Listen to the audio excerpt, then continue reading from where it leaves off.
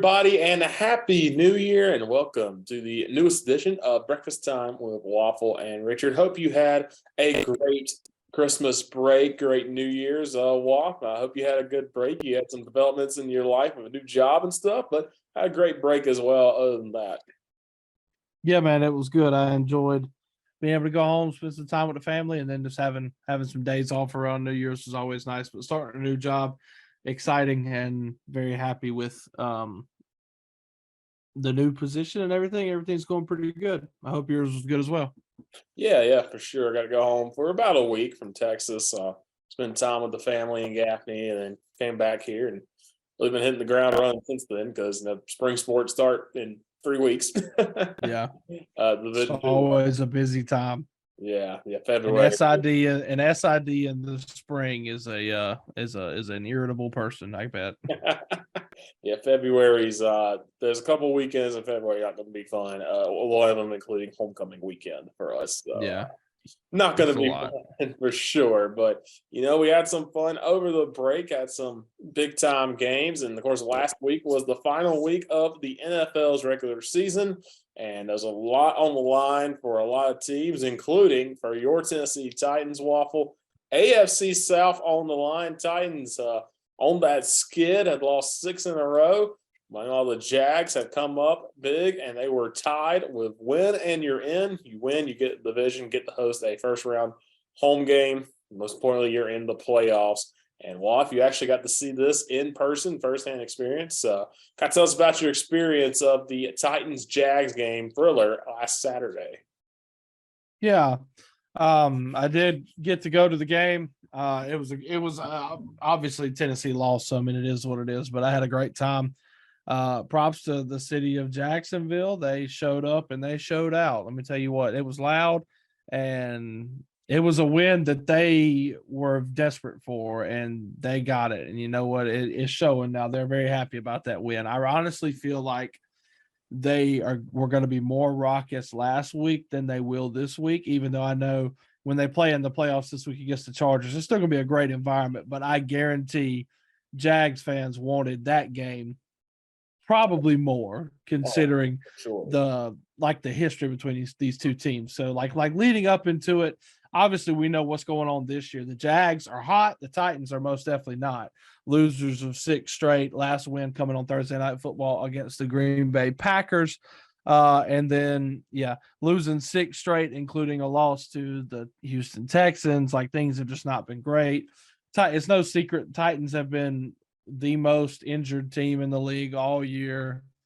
Once again, and this year not able to overcome, those injuries like last year. But I mean, we still first round exit last year, obviously. So, a lot of things is not going Tennessee's way. But going into this game, looking at the historical stuff, Jacksonville's last time they made the playoffs was 2017. Obviously, I think we all remember that little historic run all the way to the AFC Championship game, where they lost barely to the New England Patriots, similar to what the Titans did kind of in 2019, a run to the AFC title game. But Jaguars back in 1999. So the Titans, moved to Tennessee from Houston in 96, and then they were the Tennessee Oilers for 3 years.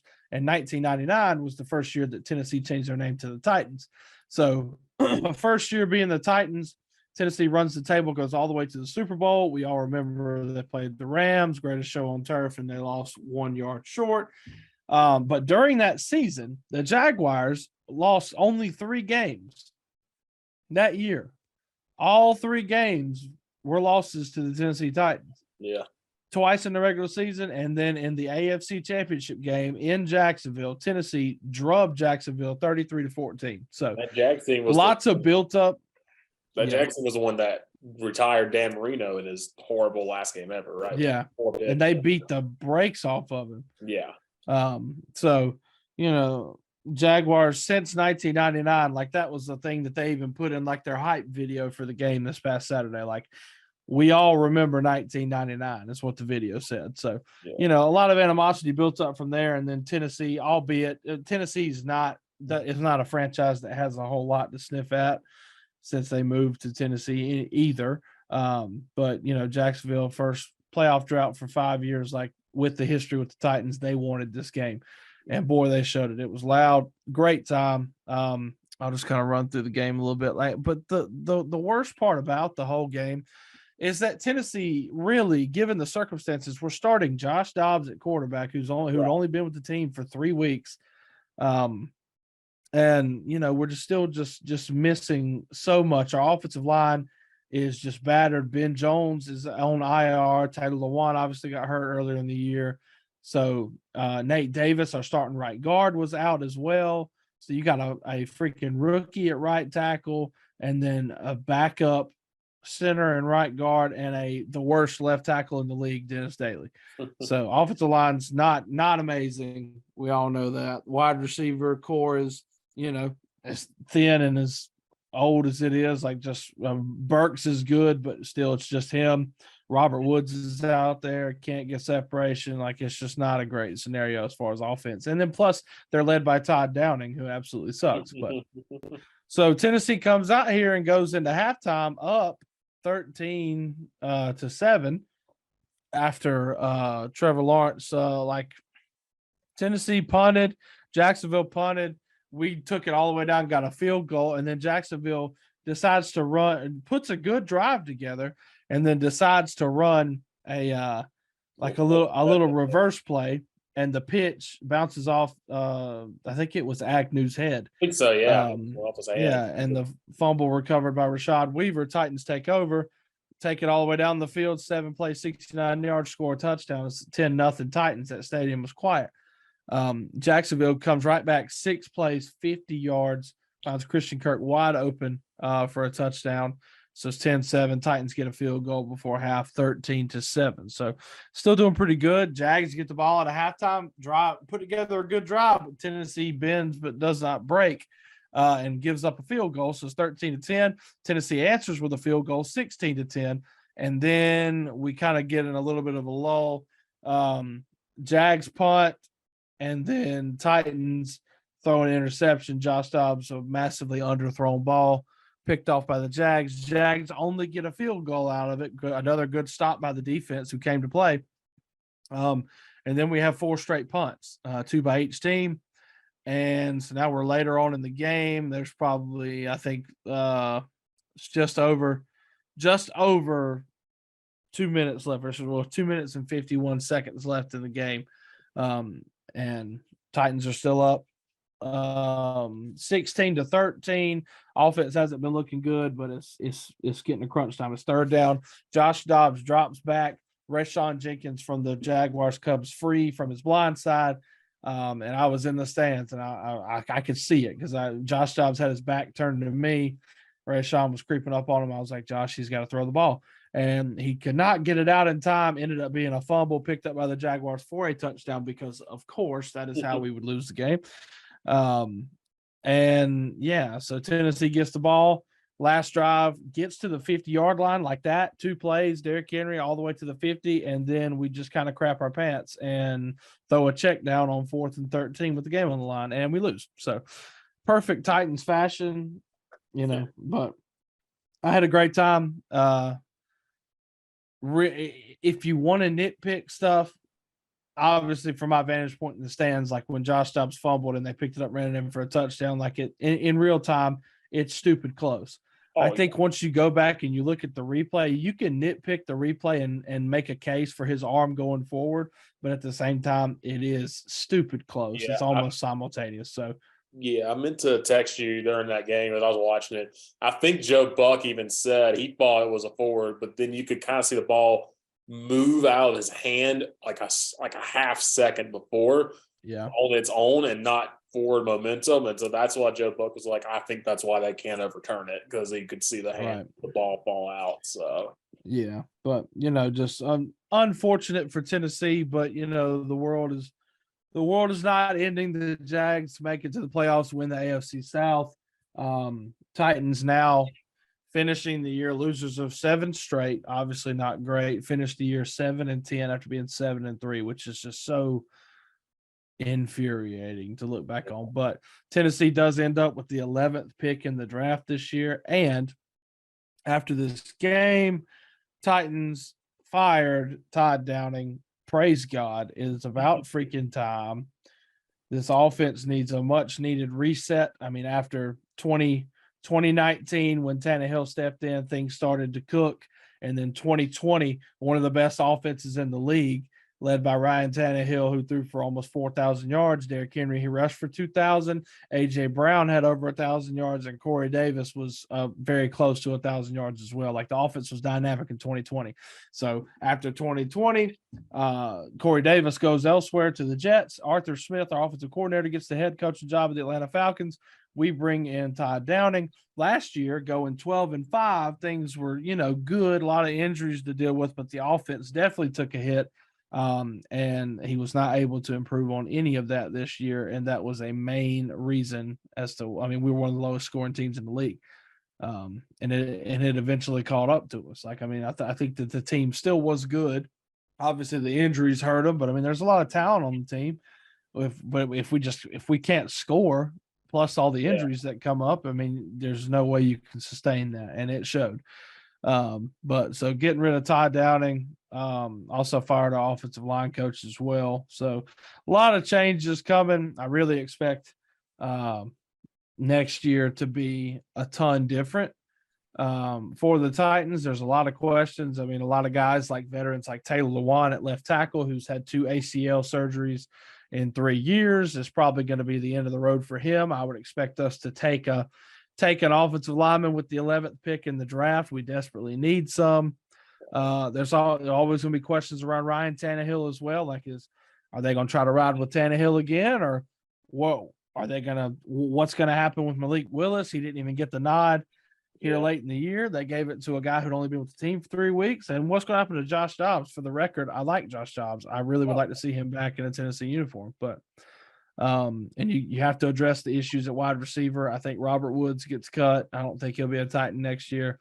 You got to give Traylon Burks a wide receiver too, or you got to go out and you got to get a veteran that can come in and be wide receiver 1 or not or whatnot. And as far as defense goes, Jeffrey Simmons is somebody who's looking to get paid, and I swear to God, I hope the Titans pay him. If they don't pay him, I'm gonna freaking flip out. He deserves to be a Titan, and we got some linebacker stuff to sort through. Just got to get everybody healthy. But the people were calling for Vrabel to be fired, which is just absolutely ridiculous. This man is right off of a Coach of the Year performance that he definitely deserved, and I still think Vrabel is a fantastic coach and is able to do a lot with a little. Titans also fired the GM, so a lot of changes. New GM coming in, going to be a lot of new faces on the Titans. Could probably most likely in for a little bit of a rebuild, but who knows? It'll be an interesting offseason. I am ready for the draft. When is April?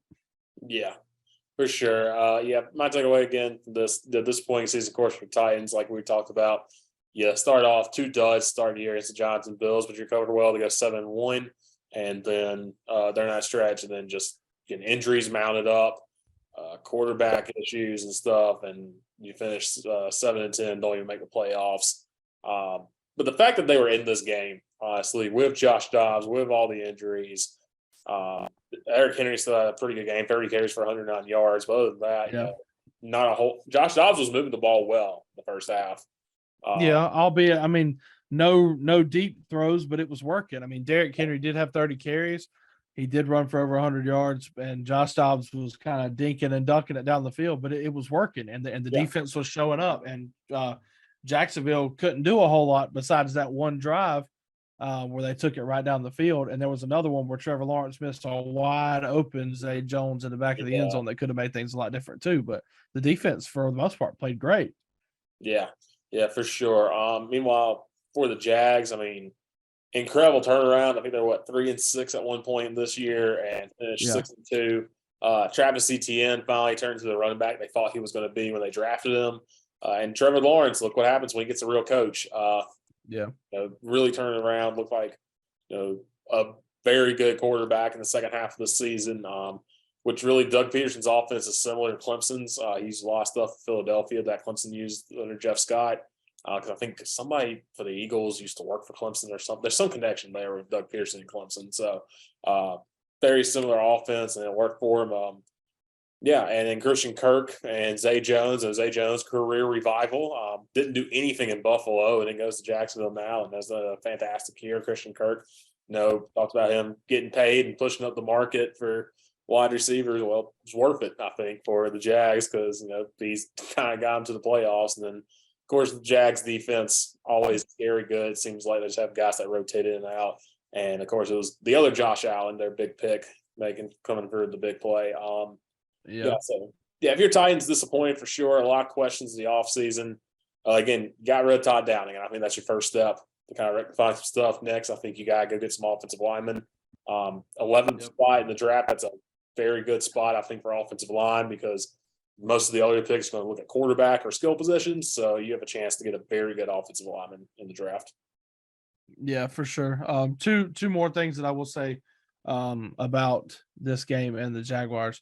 So the craziest stat and the most infuriating thing from this whole game is that in the fourth quarter, Jacksonville had -1 total yard and outscored Tennessee 10-0 to win the game. That's just absolutely infuriating. Yeah. So, I mean, the chances were there. I mean, this game was Tennessee's to lose, and boy, they lost it. So, another thing to remember, the Jags, yes, fantastic season, fantastic turnaround. Doug Peterson's done an amazing job. Like you said, we are starting to see the potential of Trevor Lawrence to be the guy. Now, but don't forget that they have all these guys, and they're also bringing in Calvin Ridley next year when he comes off of suspension. I forgot about that. Don't forget that. That's kind of dangerous and kind of nasty. That offense could be very good next year. Right. And then also the news about DeAndre Hopkins being on the trading block, things like that. You never know what can happen. I mean, so we'll see what happens. But yeah, I think also I cannot remember his name. Wide receiver from the Texans, but only good player. He wants out again. So Cooks, yeah, Brandon Cooks wants out. So yeah. It could be interesting for the Jags. Good for them though, getting that playoff spot. But like you said, it's gonna be hard to top that atmosphere. I know it's a playoff game and it's against a Chargers team, a very good Chargers team. But yeah, they wanted that one a whole lot more, and I think they're a lot happier, handling that one than now they've gotten there. They got to be able to refocus and get through to the next round. Mm-hmm. So we'll kind of move. I'll talk about the Buffalo Bills, and the Bills. One of the craziest weeks I think ever for any football team. If you don't know, you've been living under a rock. This has been covered by everybody. But Monday Night Football, big game, Bengals and Bills. Bills win. You're in the driver's seat for the 1 seed. With 2 games left. Bengals win. You move past the Bills to the 2 seed. Big time game in Cincinnati. Game starts. First drive, Joey Burrow. Looks like Joe Burrow. Goes down the field, touchdown, 7-0. He's like, okay, here we go. Then the Bills get the ball. They go down, they get stopped, but they get a field goal from Tyler Bass, 7-3. Pretty normal game, and all things considered, normal game. We're looking like a normal, really good Monday Night Football game, as we all expected. And then there's a play. Bengals are at midfield. Little check down route to T. Higgins. Catches on a slant, gets tackled. It's tackled and runs right into Damar Hamlin. So Damar Hamlin gets up, and he just passes right out. And immediately, you're thinking about Tua, and you're thinking about all the concussion stuff you've seen over the years, and you're like, oh, this is scary. It's scary already. And then they come back. No one is letting you see Damar Hamlin. And he's just laying there. And it kind of turns out the athletic trainers had to do CPR on Damar Hamlin. He went into cardiac arrest. No one's for sure why. Possibly, he kind of got hit. He got hit hard right in the chest by T. Higgins. So maybe, it's just when got shocked or something happened.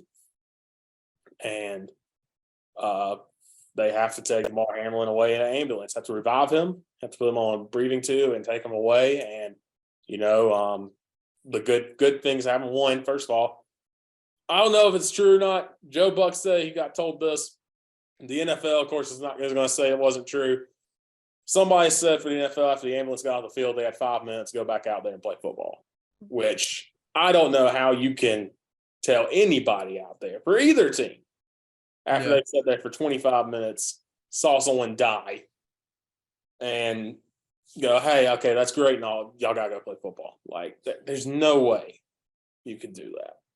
And luckily, Zach Taylor, I like Zach Taylor. I like the Bengals. All the respect to Zach Taylor because he saw it, went up to coach Sean McDermott. Sean McDermott said, I can't coach this football team right now. There's no way I can coach this team. And Zach Taylor says, we're not going to play. We'll figure it out later. I don't care. Joe Burrow and all the captains came over, talked to Josh Allen, all the players from the Bills. And after about 2 hours or so, they went ahead and they postponed the game at the time, ended up being canceled. And you got to give credit to the Monday Night Football crew. They were put in the toughest position I've ever seen. And Booger McFarland has all the respect in the world for me now because he really told it. He was like, there's no way he plays this game. Like someone, because again, at that point, nobody knew what was happening. They just knew like Damar Hamlin stopped breathing and now he's at the hospital. And that's all we know. Yeah. And, Booger McFarland came out and was like, no, there's no way you can play this game. And Joe Buck handled it well. I think Troy Aikman did too. And then, they went to Scott Van Pelt and Ryan Clark in the studio, and they gave us all the information they could. And you kind of went to bed, and I stayed up super late that night because I just couldn't sleep because you're just worried because you never think when you're watching a football game someone's going to die. Yeah, That's a risk. What happens. We see Tua's had 3 concussions this year, and we'll talk about Tua later. He's had 3 concussions this year. We talk about Junior Seau had CTE and all this stuff. Aaron Hernandez too, and that messed up his life forever. And it's kind of worries you, but luckily, through God, medical facilities, medical staff, it was like 3 days later, Damar Hamlin breathing on his own, able to text people. I think he still had to have a tube at like 20%. And by Saturday, he was walking around the hospital. Like, insane recovery and no neurological impacts either. Nothing happened to his brain. Nothing happened to his lungs. And I think today, recording on Wednesday, I think he got to go home, like home. He went to Buffalo yesterday to the hospital, and now he's back at home with his family. And he's going to do just normal rehab now with the Bills and the Buffalo hospital, but just insane. And crazy thing too, Damar Hamlin, everybody says, great guy, played at Pitt, could go anywhere he wanted to, so I stay home at Pitt because he wanted to help out people in his community. His mom owns a daycare. Started this GoFundMe to buy toys for the kids because it's kind of in a rough part of Pittsburgh. And he was like, hey, they don't get to have a lot of toys. And eventually grew when he got to the NFL. Of course, got more money. And I think it was over $8 million or something like that. People had donated. He's using that with his own foundation. And even still, after he got out of the hospital, after the game Sunday, he had a T-shirt design. And he said, hey, I'm using this to help pay the Cincinnati hospital workers because they deserve it. And like the most selfless human being I think you could have.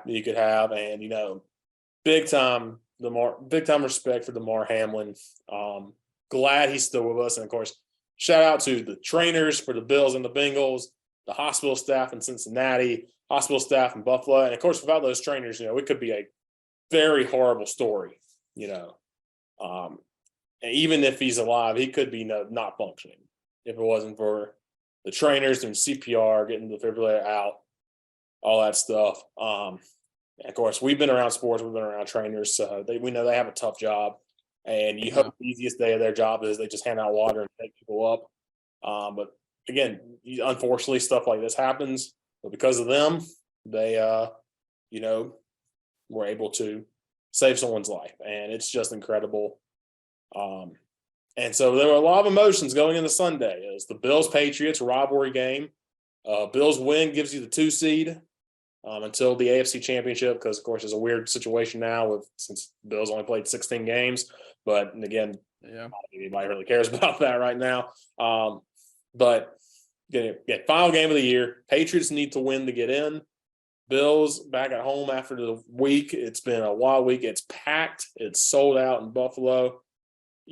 Pre-game was emotional. They showed all of it on CBS. Then running out the tunnel, national anthem, everything. You took a picture of it too for Titans-Jags. They had a pre-game prayer between both teams. Same thing here at Bills-Patriots. Very emotional.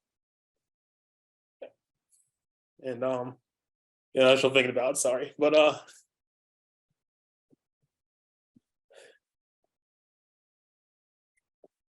greatest sport ever. First play of the game. Kickoff.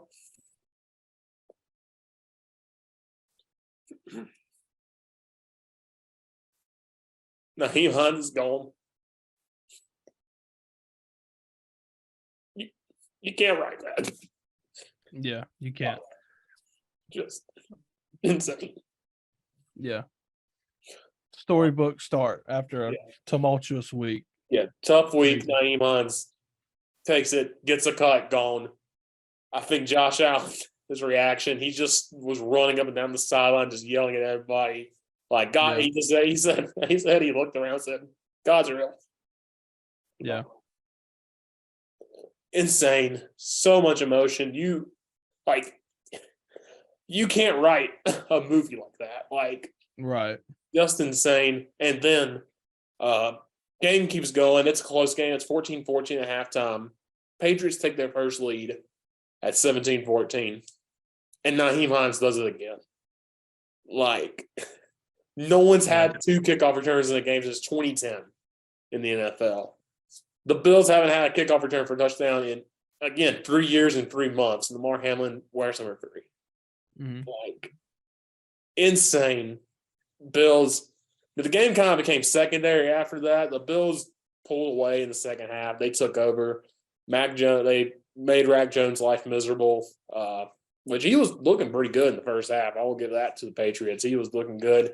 Patriots came in. They knew I was going to be a tough environment regardless of what happened this week. But, he came out and he balled out and made some great plays as receivers did. But then Bills just took over. John Brown, who is back on the team, was elevated from the practice squad because of injuries, makes his first touchdown catch in 2 years. Insane. And then Diggs gets a touchdown late. Bills win at 35-23. Again, insane. An insane game. The perfect game. Cap off the season for the Bills. Cap off a tough week. And, Damar Hamlin got the FaceTime in and break it down with the team. And, like I said, now he's back home. I don't know if he's going to be at the stadium for their playoff game this week. But, man, it's just a storybook ending. You're a Bills fan you feel great about because you got the win, got the 2 seed. You got to eliminate one of your biggest rivals from the playoffs too with the win. And, yeah, again, you can't write this up. It's just insane. Yeah, for sure. It was a hell of a week. It was crazy. I remember I was driving home from work the night that it happened, and I didn't really know what was going on. I mean, you were texting about it, but I didn't know, what was going on. So by the time I got home, they had already not called the game officially, but it was, still on Joe Buck and Aikman. And you could hear it in Joe Buck's voice. If you were somebody who didn't know anything about the situation going on, you could turn on ESPN and you could hear Joe Buck talk and you're just okay, something's not right.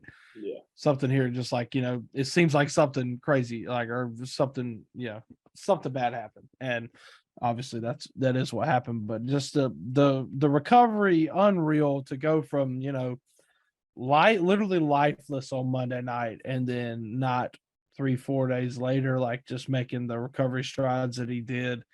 Like you said, props to the trainers and the medical staff that are at the games.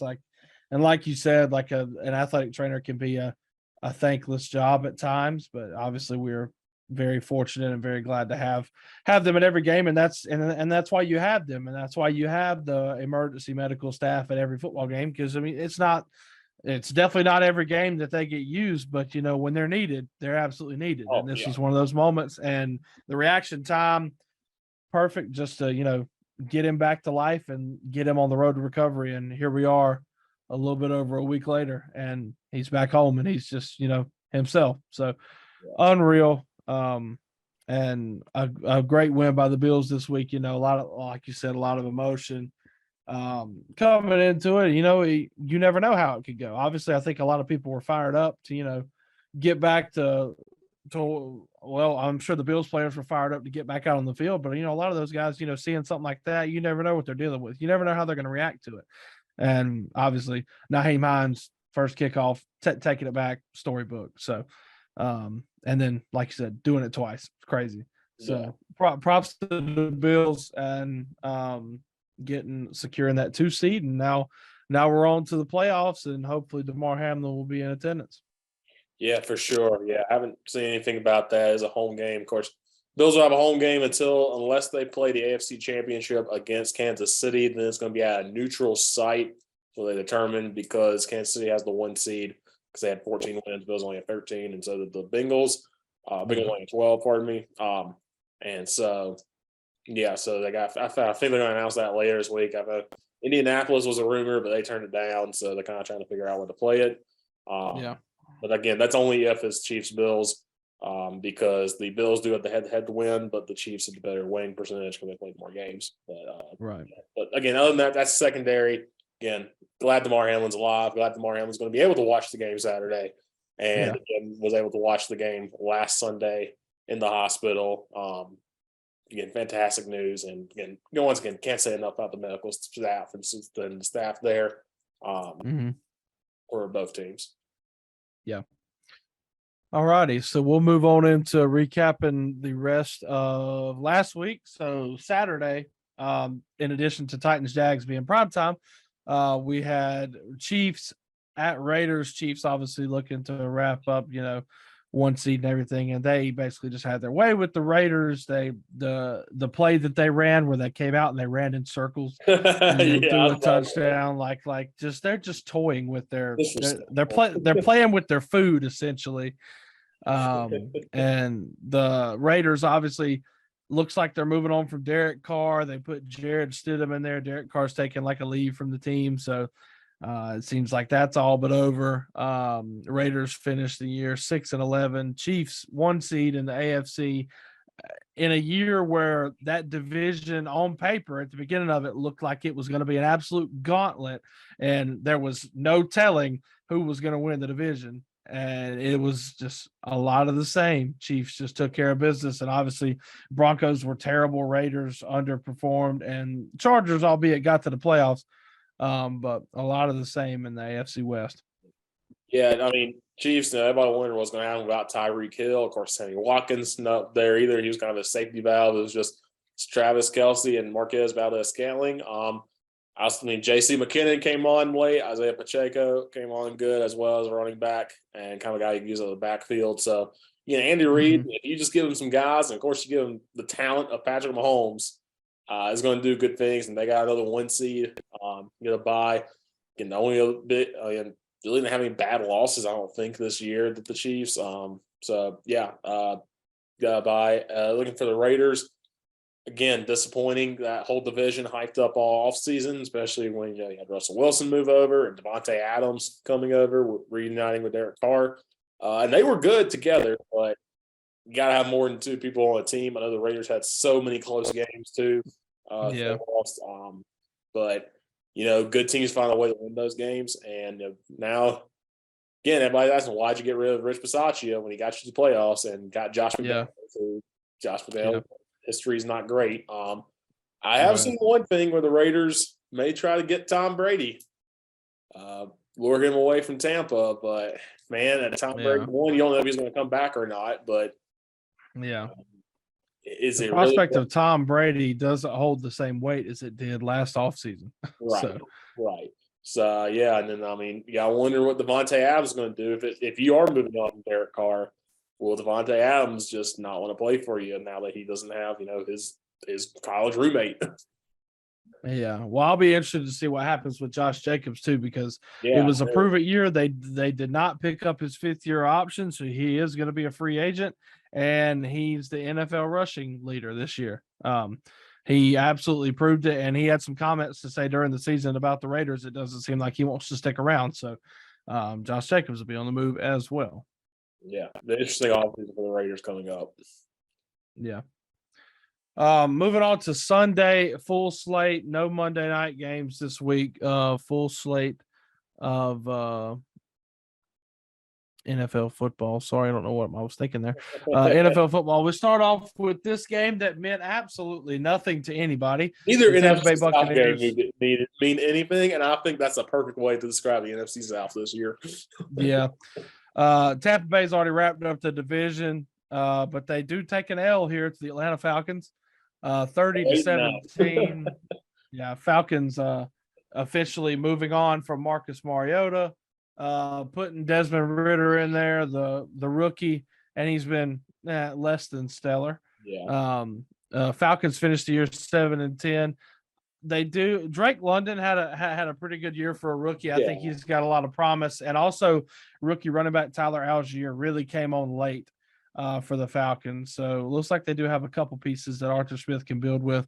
As far as the Bucs, a less than stellar season as well. But when it mattered, Tom Brady and Mike Evans were able to show up, and they finished the year 8-9. But here they go into the playoffs, hosting a playoff game and bringing in a team and the Dallas Cowboys coming in next week, who obviously way up and down as far as their playoff success. So who really knows? The game could be stupid, but Bucs take the loss here. This game really didn't mean a whole lot.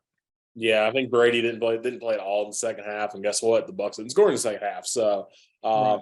yeah, if you have Tom Brady, he's going to find ways to win stupid games. Saints 16-3 earlier this year, had a chance to eliminate them. I think they had another game like that. Panthers game a week ago, they were down big late, and Mike Evans goes off. Mike Evans is, I think, the first player ever to have over 1,000 yards receiving in his first 8 seasons, which is big for him. I know he didn't start great, and he had a little lull in the middle of the season, but he ended up fine than Mike Evans. So he's a fantastic player, and Tom Brady's got weapons around him. There's a chance they can win. They still got a pretty good defense in Tampa. I'm not saying they're your sneaky pick to win the NFC, but they'll give this first game against Dallas will be interesting, and then they'll give if they play probably the Eagles, I would assume, unless there's some upsets. If they win the Cowboys game, they'll give them a run for sure. Yeah.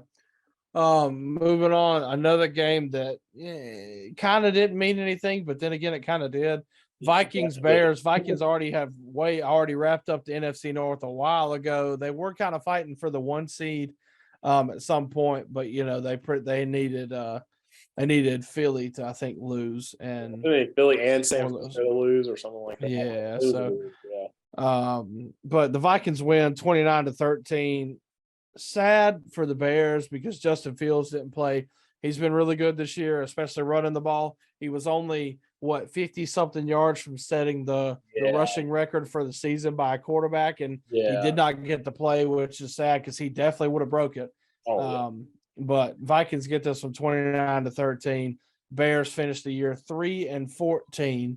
So still a lot of improvement there, but I feel like Justin Fields has done enough to warrant the Bears keeping him around. So I'll be interested to see what they do this offseason. He just needs weapons. It's literally just him. Yeah, I mean, didn't the Bears draft before him, draft all those tight ends like Cole Kmet and all of them? He's really has no one to throw to, honestly, and doesn't have much of an offensive line. I think with that number 1 pick, even if the Bears don't want to use it, they can trade it for some really good pieces too. So that's what I wonder what they're going to decide to do. I think if you're a Bears fan, Justin Fields showed flashes without anything really around him, but the rest of the team, of course, kind of drug him down. I think if you're the Bears, you just draft some help for him. Keep Justin Yeah. Fields on. Let's see if this works the rest of the season. See if this works next year, and maybe you take that next step. Yeah. AFC North battle. This was pretty much for the AFC North crown. Yeah. Albeit with an asterisk. But it would have come down to a coin flip if the Ravens would have won. But fortunately, we didn't have to do that because the Bengals won 27-16. They dominated the first half up 24-7, and then kind of put it in park in the second half, but that was all they needed. This is the Lamar Jackson-less Ravens, by the way, which a lot of stuff going on Tyler there. Huntley list too. So yeah, it was Anthony Brown's show. Yeah. So Bengals get the win the AFC North, and they go into the AFC playoffs as the 3 seed? Yeah, the 3 seed. Yeah, it's gonna be a rematch this week too. So yeah, and the Ravens also were securely in the playoffs as well. So we have a rematch of this game coming up this week, correct? And that who they're playing? So yeah, we'll get to see it all again this weekend. So I think Tyler Huntley is cleared to play. No clue if Lamar Jackson's playing yet. So yeah, things look kind of bleak. It seems like he just and then the Ravens, I don't know if you saw, went out and just paid Roquan Smith so much money. Yeah. And now it's like, well, I don't think Lamar's getting any of that. So I don't know if this is it for Lamar in Baltimore because he wants to and actually should get paid. And I am trying to speak into existence. I don't know how. I really don't think there's any feasible way to do this, but I want the NFL to turn into what the NBA became when LeBron went to the Heat. Oh. And I want people to start flipping teams and creating super teams, but I want that super team to be in Tennessee and the super team be Lamar Jackson, Derrick Henry, and Nuke Hopkins. God dang it, I can dream. I don't know if that can happen with the limitations of the NFL cap, but there's 2,000% not enough money to go around to do that. But you know what? I can think about it and live in a fantasy world. If you manifest it, it will happen. Right? We're manifesting all 2023 the Titans super team. Yeah. Moving on to the next game. On paper, people who saw this matchup, you would have thought that this game meant nothing. But it actually meant a whole lot. Yeah, so the Houston Texans came into this game 2-12-1, playing against the 4-11-1 Indianapolis Colts, who have severely, obviously, underperformed and are a dumpster fire. You love to see it. And the Texans rattle off a 32-31 nail biter. And with that win, that knocks them out of the number one overall pick. So that is why the Bears get the number one pick now. Houston does not get it. So congrats, Houston. You played yourself. Listen, Lovie Smith knew he was getting fired and said, y'all ain't getting this number one pick without me. We're going for 2 This is true. This is true. Every time Red Zone would cut to this game, something stupid was happening. It was the best game of the day. Yes. It was the funniest game. It was like the funniest fumbles you could think of. I think the Colts offensive lineman knocked the ball out of Zach Moss's hand at one point. Yeah. Just so much stupid stuff happened. And of course, the Texans on 4th and 20 score a touchdown. The funniest thing that would have happened is the Colts would have thrown a Hail Mary to win it. That would have been the icing on the cake. But Again, Lovie Smith said, I'm not going to tell our guys to lose. And I think, that's part of it, of course. But also, Lovie Smith back in his mind's like, oh, I'm gone. You're going down with me. Goodbye. Yeah. Yeah. So, Texans firing another coach. This is going to be their third coach in 3 seasons. They're an absolute dumpster fire. Yeah. Looks like they might be prime candidates to take one of the quarterbacks in the draft here, so we'll see whose career they're going to ruin now. No cooks now, possibly. So right. So so And we move on to this game, and boy, Suck. this game sucked. It sucks. Oh, this game was bad. Dolphins, Jets, Dolphins fighting for a playoff spot. They've been on a skid, um, similar to the Tennessee Titans. Like the Dolphins had lost 1, 2, 3, 4, 5 straight coming into this one. And still fighting for their playoff lives. They needed a couple other things to go their way. But they rattle off an 11-9 win over the New York Jets, who started out really good and fizzled down the stretch, which is kind of sad. Oh, yeah. I thought there could be some promise for the Jets, and there was definitely good things about this Jets team. I think their defense was very good, and they have found a star in Sauce Gardner. No, Absolute lockdown, but Dolphins in kind of a tailspin, Jets also in a tailspin, but Dolphins do get the better of them here, 11-6, albeit without Tua Tagovailoa once again. So props to them, I guess. Yeah, Jets team, I mean, if they could find a consistent quarterback, they had to go for Mike White, Joe Flacco, Zach Wilson. I think they're ready to move on from Zach Wilson. I don't know if Mike White's the guy. Of course, he was hurt, had 5 broken ribs or something crazy after that Bills game. Yeah. Joe Flacco, again, it's not elite Joe Flacco anymore. It's just Joe Flacco, the guy. And then, of course, Miami, no Tua, no Teddy Bridgewater. So you have Skylar Thompson, rookie quarterback out of Kansas State, who did fine, but Tyreek Hill couldn't really get anything going. He also got hurt in this game, but yeah, the game was ugly. But I mean, the Jets, Garrett Wilson, I think, is a star in offense. If Brees Hall would have gotten hurt, I think this Jets team makes the playoffs. He was a really good running back for them, but unfortunately tore his ACL.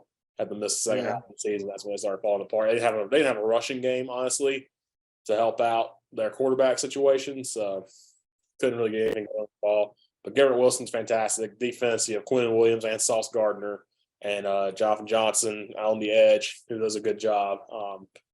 There's a lot to look forward to if you're the Jets, but you are disappointed, especially after you got the win over the Bills and you had a chance to really kind of take hold of the AFC East and you just couldn't get it done.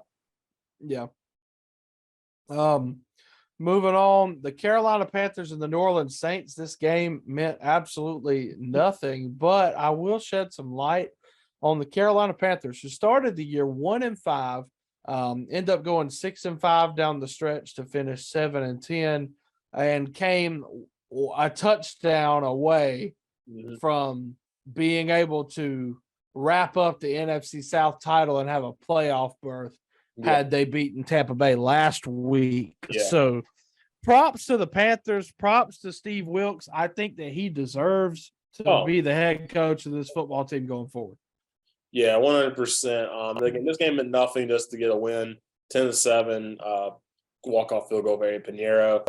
I think, though, you got to look back at those disappointed Panthers. First 2 games they lose thanks to 2 50-plus yard field goals from the Browns and the Giants. They go on that little 3-game winning streak, and you're thinking they could have been 5-0. And then, of course, that game against Atlanta where P.J. Walker throws that Hail Mary touchdown, but receiver takes his helmet off, unsportsmanlike conduct. Pinheiro misses the game-winning extra point.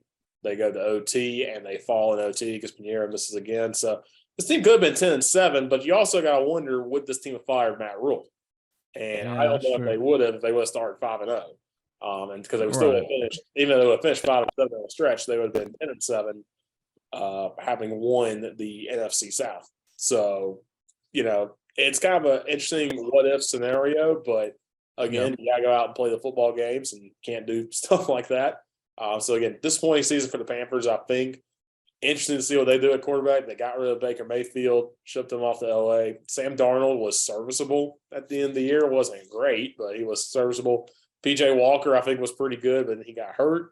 So, yeah, interesting to see what they do. I think they have the 9th pick in the draft, I believe, or 9th or 8th. So, you might be able to find a quarterback down there, but again, it's going to be, you may have to trade up. They may be someone the Bears talk to about trading with for that 1 pick. So, yeah, that's true.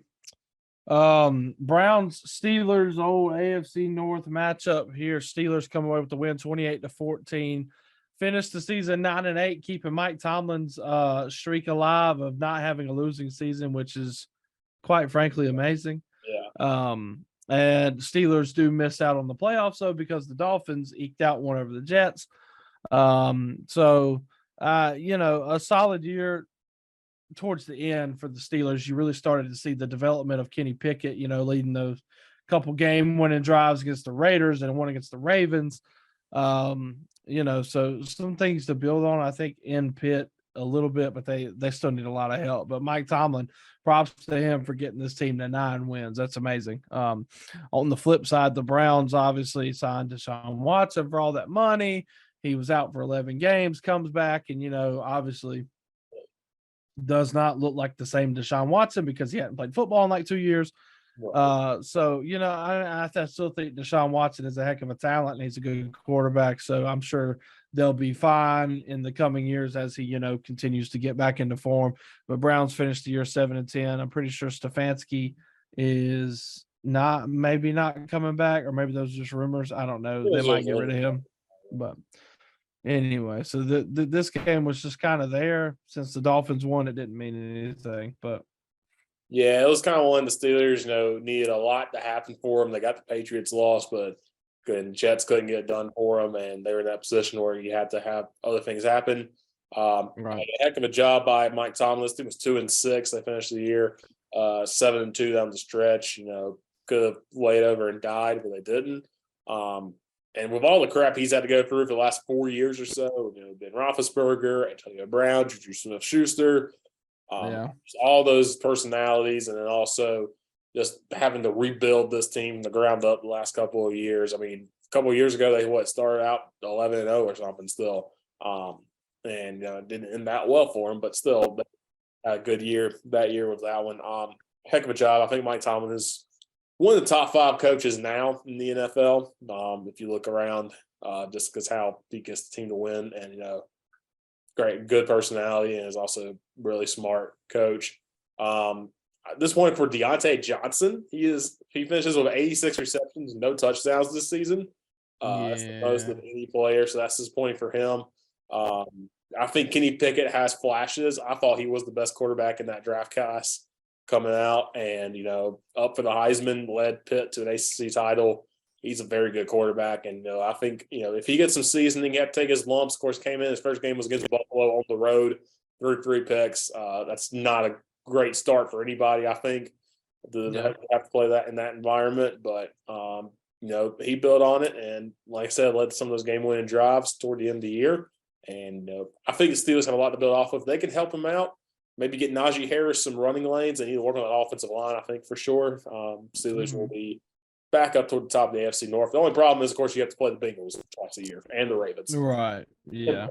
So, Chargers-Broncos game that meant nothing. Chargers already wrapped up playoff spot, and the Broncos are horrid. But the Broncos do get a win here. Yeah. It took long enough. He's only completed 13 passes, but it was for 283 yards and 3 touchdowns. So, good game from him. Jerry Jeudy, 5 receptions, 154 yards. Broncos get the win. They finished 5-12. They fired Nathaniel Hackett in the time since we last talked to you. So, props to them because he sucked. So Broncos are, kind of back at square one. They have their quarterback of the future, whether they like it or not. So, kind of is what it is. We'll see who they hire in to come in, but they need a lot of changes because they wasted a great defense. Oh, fantastic defense. Their defense was very good this year, and boy, the offense was so inept that you never even knew the defense was good. So, as far as the Chargers, I mean, taking a loss there didn't really mean a whole lot. They're still going into the playoffs, and they go to Jacksonville this week. So we'll see. Yeah, I think Chargers. This is one of the games. They could have played the entire bench if they wanted to, and it wouldn't have mattered. Broncos, this has got to go down as probably the most disappointing team besides the Raiders this year. All the hype for Russell Wilson. And from game one, you saw Nathaniel Hackett was not fit to be a coach. With the situation, time management situations he had in Seattle. They just couldn't score from the red zone early in the year. And again, there's the whole joke about Russell Wilson will throw more touchdown passes in bathrooms in his house. He did, but only had 15. compared to the 12 bathrooms in his house. So, it's that's a tough stat. I think Russell Wilson also, a lot of people didn't really like him personally. Some stuff came out about him. He's just a weird dude, I think, and stuff coming out about him. I think he wasted Jerry Jeudy, who had a good start season, was getting kind of got banged up, but you had Jared Jeudy on this offense. You had Latavius Murray, had this great defense, could have done a lot better, but didn't.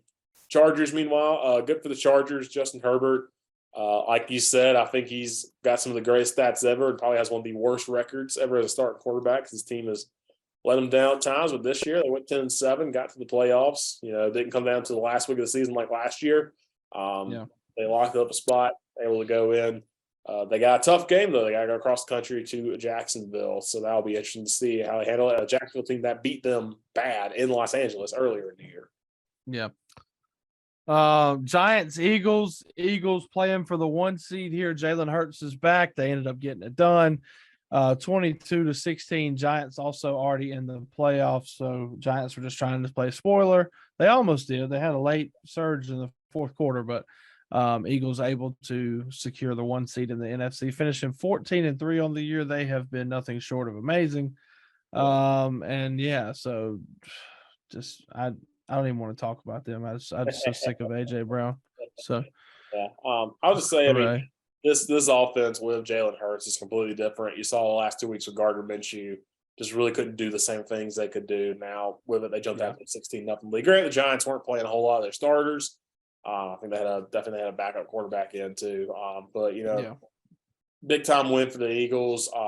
This Eagles offense with Jalen Hurts is a lot better, and hopefully, see if they can get humming. They also get a week off to get some rest. So yeah, for sure. Cardinals, 49ers. 49ers absolutely obliterate the Arizona Cardinals, 38-13. 49ers finished in the year 13-4. They've won 10 in a row. 10 in a row. Arguably, the hottest team in the league. Might be your rookie of the year on offense. So this team is humming, and they are playing some good football, and their defense is nasty. They are a problem in the playoffs for sure. And then the Cardinals are not a problem. And the biggest problem that the Cardinals had, Cliff Kingsbury, is no longer there because he got fired. So props to the Cardinals for doing that. They've had a lot of ups and downs, a lot of injuries this year too, especially like obviously Kyler Murray missing the remainder of the year after he tore his knee up. So Cardinals, I feel like we just have to mention this. He doesn't even feel like a Cardinal, but J.J. Watt retiring, great player, first ballot Hall of Famer, 200%. And the video, I think you saw it too, that the Cardinals put up of all his brothers and all the people around the league, telling him great career and like wishing him well in retirement was awesome. So props to JJ Watt. I hope he has a long and fulfilling retirement. So yeah, I hate for JJ Watt. He never seemed like he was on a good team. Nobody ever helped him out. Yeah, that's true. Like he got to the playoffs with the Texans a couple of times. I mean, heck, he sometimes single-handedly led them because this was before Deshaun Watson came in the league. He was like leading them to the playoffs and 3 straight Defensive Player of the Year trophies. And he got banged up a lot too. But I mean, that doesn't diminish his legacy at all. Also, great human being. I think we can say that too. When the Hurricanes hit Houston hard. He gave a ton of money to them. He always did something charitable. Great person, great player. First ballot Hall of Famer for sure when he's up for it. And again, good for him getting out before his body gets messed up anymore or whatever. I know he's getting injury prone and he's getting older, but 33 years old, good time to call a career. Just had a kid. Gets to spend time with him. All respect to JJ Watt for going out when he did and for just having a great career. Cliff Kingsbury, some college is going to pay him an ungodly amount of money to be a head coach again in a couple of years. I promise you, it's going to be the stupidest hire they're going to make. Watch him go to Nick Saban's rehab facility. That's what I was thinking too. He's going to Alabama to rehab. Yeah, he's going to go to Alabama, be the offensive coordinator. They're going to put up another national title. He's going to get another job. Here's what I think is going to happen. The funniest thing that happened is he goes to Bama, offensive coordinator, stays there 2 years or so. They win a title. He goes to Texas A&M. They say then finally gets rid of Jimbo, and that's where he goes. And again, this is a guy who had Patrick Mahomes on his roster and Baker Mayfield before he transferred. Yeah. Could not win at all at Texas Tech. So, and had all that offensive firepower last year just to lay an absolute egg. Yeah, late in the year. Yeah, but he's gonna go be a coordinator somewhere. Go either win a title or do something big there, and then some college is going to pay him so much money. Yeah, I honestly wouldn't be opposed to him being the Titans' offensive coordinator. I don't really know. I think as a coordinator, he'd be fine. But I don't really know how he would, if his style of offense is beneficial for Derrick Henry. That's true. So it's probably not a good fit, but I'd be okay with it. Yeah. It'd give you something more interesting than how Downing was running. So right. So the next game meant a good bit. The Rams could play spoiler. Seahawks needed to win to have a shot at the playoffs. If they won, they weren't quite in the playoffs. They needed help. Yeah. But if the Seahawks were to lose, that opens the door for the Detroit Lions, who are playing the Packers later that evening, which we'll get into in a minute. But Seahawks crushes Detroit's and my dreams of the Lions getting into the playoffs by winning in overtime, 19-16. Seahawks finish at 9-8. This is way better than anybody thought they were going to do when they traded Russ, and like everybody thought that Denver was the big winner in the trade. And my God, that couldn't be more far from the truth. Geno Smith, career freaking year, is now the franchise leader for passing yards in a season in Seattle history, which is unbelievable. That's crazy. Matt Hasselbeck, Russell Wilson, Jim Zorn, all those quarterbacks have played there, and it's Geno Smith in the twilight of his career. Breaks that record. That's insane. As far as the Rams, obviously very disappointing season. Matt Stafford hardly played. They were plagued by injuries. Matt Stafford, Cooper Kupp, all gone. So, Rams had a tough year. Now there's questions with Sean McVay. Sean McVay might be ready to hang it up, which, you know what? Hey, more power to you, bro. He came in, showed that he was one of the best coaches in the NFL at such a young age, went to 2 Super Bowls, won one of them. And if he dips now, you know what? Props to him. Great career. Listen, when the going gets tough, you can get out, Sean. Like the Rams are probably going to have to do a massive rebuild, it looks like, or at least do someone, because people wonder about Aaron Donald if he's going to stay around with the Rams too. Yeah. And of course, they lost Odell Beckham this past offseason as well. I think McVay's going to be interesting. I think either Amazon or Fox, one of them has already said, "Oh, you can be an analyst. We'll pay you an ungodly amount of money."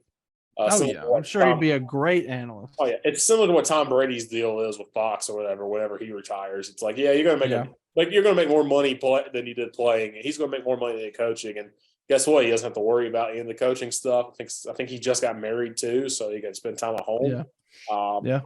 Would not be surprised if he does that. Seahawks, Pete Carroll might be your coach of the year. He's up close for it. Geno Smith, a guy that really didn't pan out anywhere we thought. At the Jets, at the Broncos. He was on the Chargers very briefly. He beat all 3 of them this year with the Seahawks. And again, had that great first Monday Night Football game. And the Seahawks had that weird stretch in the middle of the year where they kind of looked like they were going to fall apart, but they recovered well, got this big win at home. And again, now we know they're getting into the playoffs. Good job for them. Also, Kenneth Walker III, that was a beast in Michigan State. Glad to see him doing well in Seattle too. Now that the Lions aren't in it, I think Seattle's my NFC team pulling for. So I want to see Geno Smith do good, and it'd be crazy if we could lead them on a run. Yeah, no doubt. So moving on to the next one, Dallas Cowboys sitting at 12-4 going into this game. They've already got a playoff spot locked up, and my God, it looks like they were looking forward to Tampa Bay because they did not show up to play the Washington Commanders. Let me tell you that. Final 26-6. Washington dominated this game. It's not like the Cowboys really rested their starters either. Like everybody played, they just got absolutely obliterated by the Commanders, who finished 8-1. Disappointing into the year, but a nice little turnaround in the midseason for the Commanders to get competitive and fight for a playoff spot, albeit Ron Rivera at the end of last week or the week before, Yeah, whatever I it didn't was. know. Kind of not knowing that they could have been eliminated is just Lions won. They got infuriating. I would have been pissed off if I was a Commanders fan, but yeah. getting a win over Dallas, I'm sure they all like that. And Dallas and Washington, they do not like each other. So, and this was all led by Sam Howell. Yeah, first start and So, did fine. 11 for 19 to 169 yards and a touchdown. I mean, this game could have been even more of a blowout. I think the Commanders missed like 2 easy field goals. And then I think Sam Howell for a pick in the end zone. So it could have been a lot worse. But I mean, I think the Cowboys, I think it was Zeke said it in the post game, said if we play like this week, we're not playing for much longer. Because boy, I don't know if they were just looking ahead and they're like, okay, well they saw the Eagles score and they're like, oh, okay, well the Eagles are up big. We're not getting the 1 seed. See, it's or if they saw the 49ers score, like, oh well, we're not getting 2 seed either. So or so it's like, let's go ahead, just not play. I don't know what it was, but that's the Cowboys really have looked lackadaisical at times this season, with or without Dak Prescott, So yeah, they got a tough test again, going against Tom Brady again against a team that beat them week 1. Again, they had Cooper Rush, and Cooper Rush came in that game late, but still. You gotta go play them again. It's going to be a lot tougher, I think. Yeah, no doubt. All right, and moving on to our Sunday night football game, week 18 of the NFL season, the final week. Lions at Packers. This game could have meant more had Seattle lost, but with Seattle's win, it officially knocked out the Lions from playoff contention. So the Lions were looking to play spoiler because if the Packers won, they would be in the playoffs and Seattle would be sitting at home. But the Detroit Lions come out, win this game 20-16, beat the Packers twice this year, and started the year 1-5. I think so, yeah. Started the year 1-5, finished 9-8. An amazing end to the season. These wins towards the end of the year, look at their schedule. They lost to the Bills by 3. They beat the Jaguars by 26. Yeah, they definitely beat the Vikings by double digits. They won on the road at the Jets. They did take a loss to the Panthers by 14, obliterated the Bears, and then beat the Packers for the second time this year, knocking Green Bay out of playoff contention in what could possibly be Aaron Rodgers' final game ever, or at least just in Green Bay. Who knows? Yeah. He's a man of many secrets, but the Lions, amazing. Their offense this year, so good. Their defense, not so much. But towards the end of the year, man, they were humming, and I hate that they missed out on the playoffs. Feel like it would be so much fun to watch them in the playoffs. Jared Goff ended up having a really good year. Yeah. Also, Jamal Williams, 16 carries, 72 yards, 2 touchdowns. With those 2 touchdowns, he breaks Barry Sanders' franchise record for rushing touchdowns in a season. Jamal Williams is an absolute national treasure. In his interview after the game, all the emotions.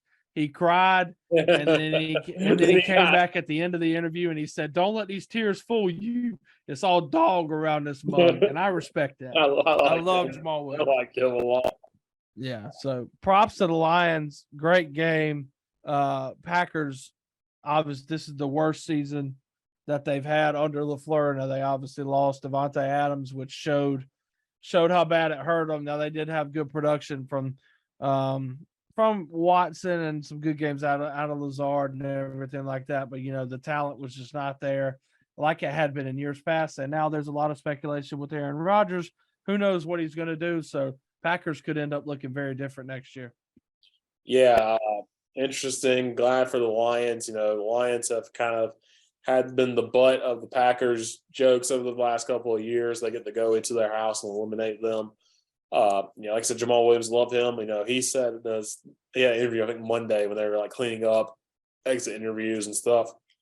Excuse me. He said someone asked if he was interested in coming back, and he's like, "Why would I leave? We're winning. I'm doing well, and I'm having fun. So why would I ever want to leave here?" So that's a good sign for the Lions. I think Dan Campbell, a lot of people had questions about him because he had never coached in the NFL before. He was a former player. Didn't really coach a whole lot in college. I hadn't been a head coach. He'd coached before the NFL. Sorry about that. But everybody was kind of wondering, how this would work out. And I think he's done a solid job. Last year they were the best 3-14 team or whatever. Last year they were so close, and this year started off rough, but ended up hot. And again they said if y'all ain't going, if we're not going, y'all ain't going either. And took out the Packers on the road. And again, we got to say, too, on that fourth down play, just the absolute stones to, one, go for it, and two, to call one of the most beautiful lateral plays I've ever seen. They get the first I was on third down, pardon me, and it's up a 4th and short where they throw a strike down the middle, knee it down, game over. Love Dan Campbell. One of my favorite coaches. If they can get a defense, and if Jared Goff can get it consistent, and which he did toward the end of the year, this team will be nasty next season. Yeah. If you took the Jets defense and gave it to the Lions offense, that'd be the best team in the league. That is the best team in the NFL right there. Or the Broncos defense, either one. Yeah.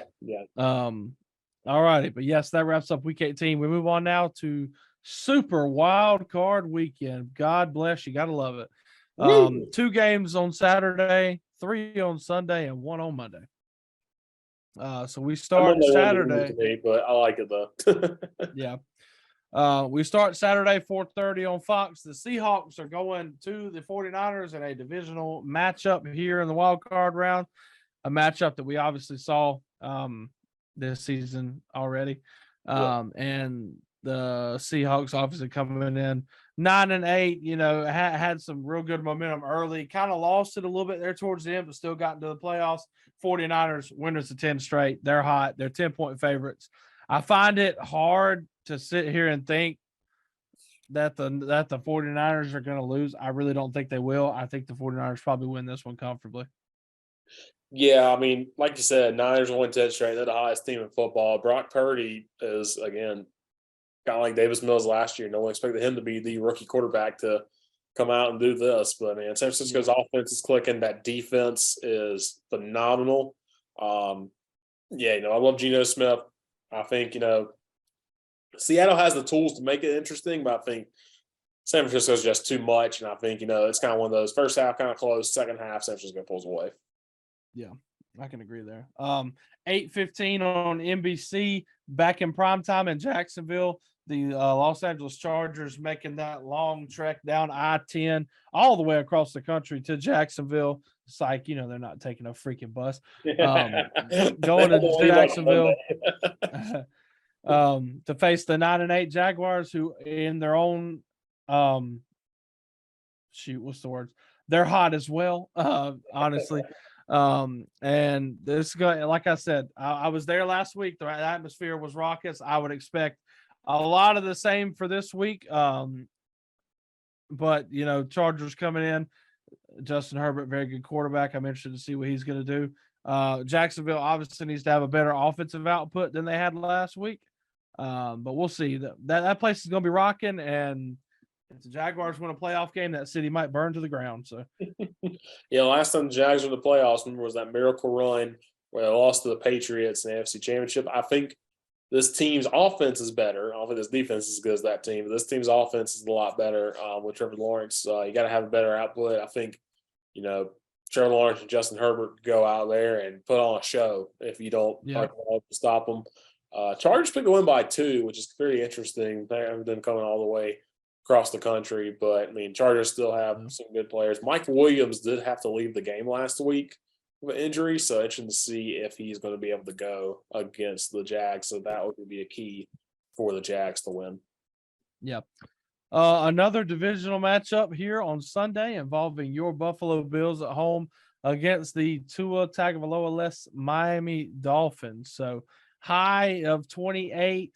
We saw this matchup earlier in the year. It was a Buffalo win in Buffalo. So Miami doesn't do the best in the elements, and they are also without their starting quarterback. So, Richard, what are your thoughts for this one at 1:00 on CBS on Sunday?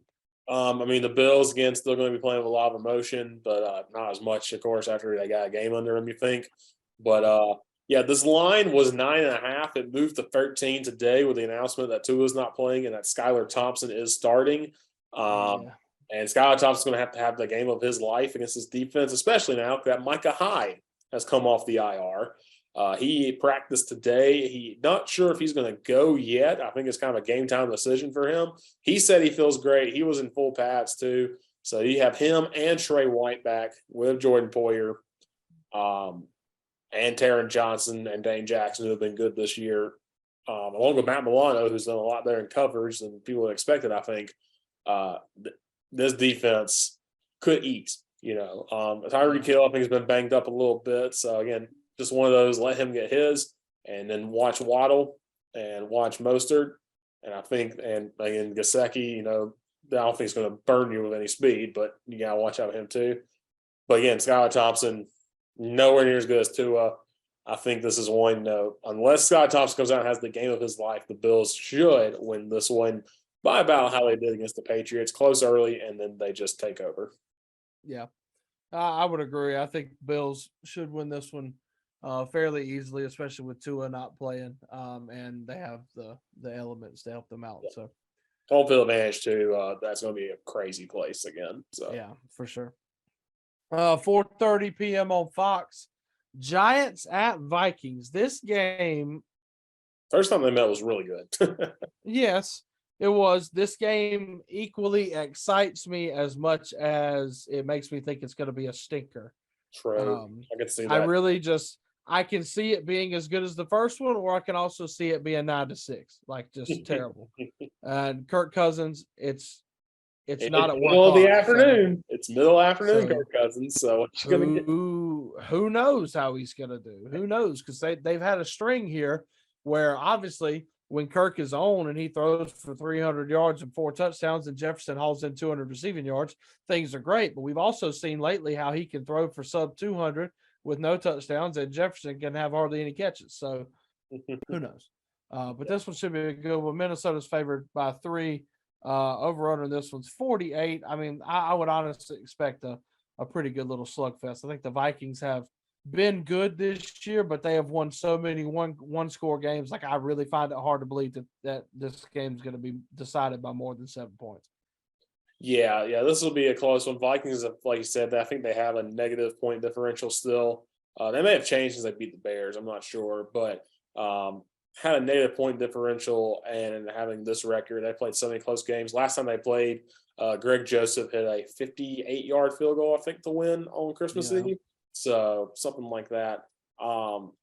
It should be a close one. I think it should be a fun one.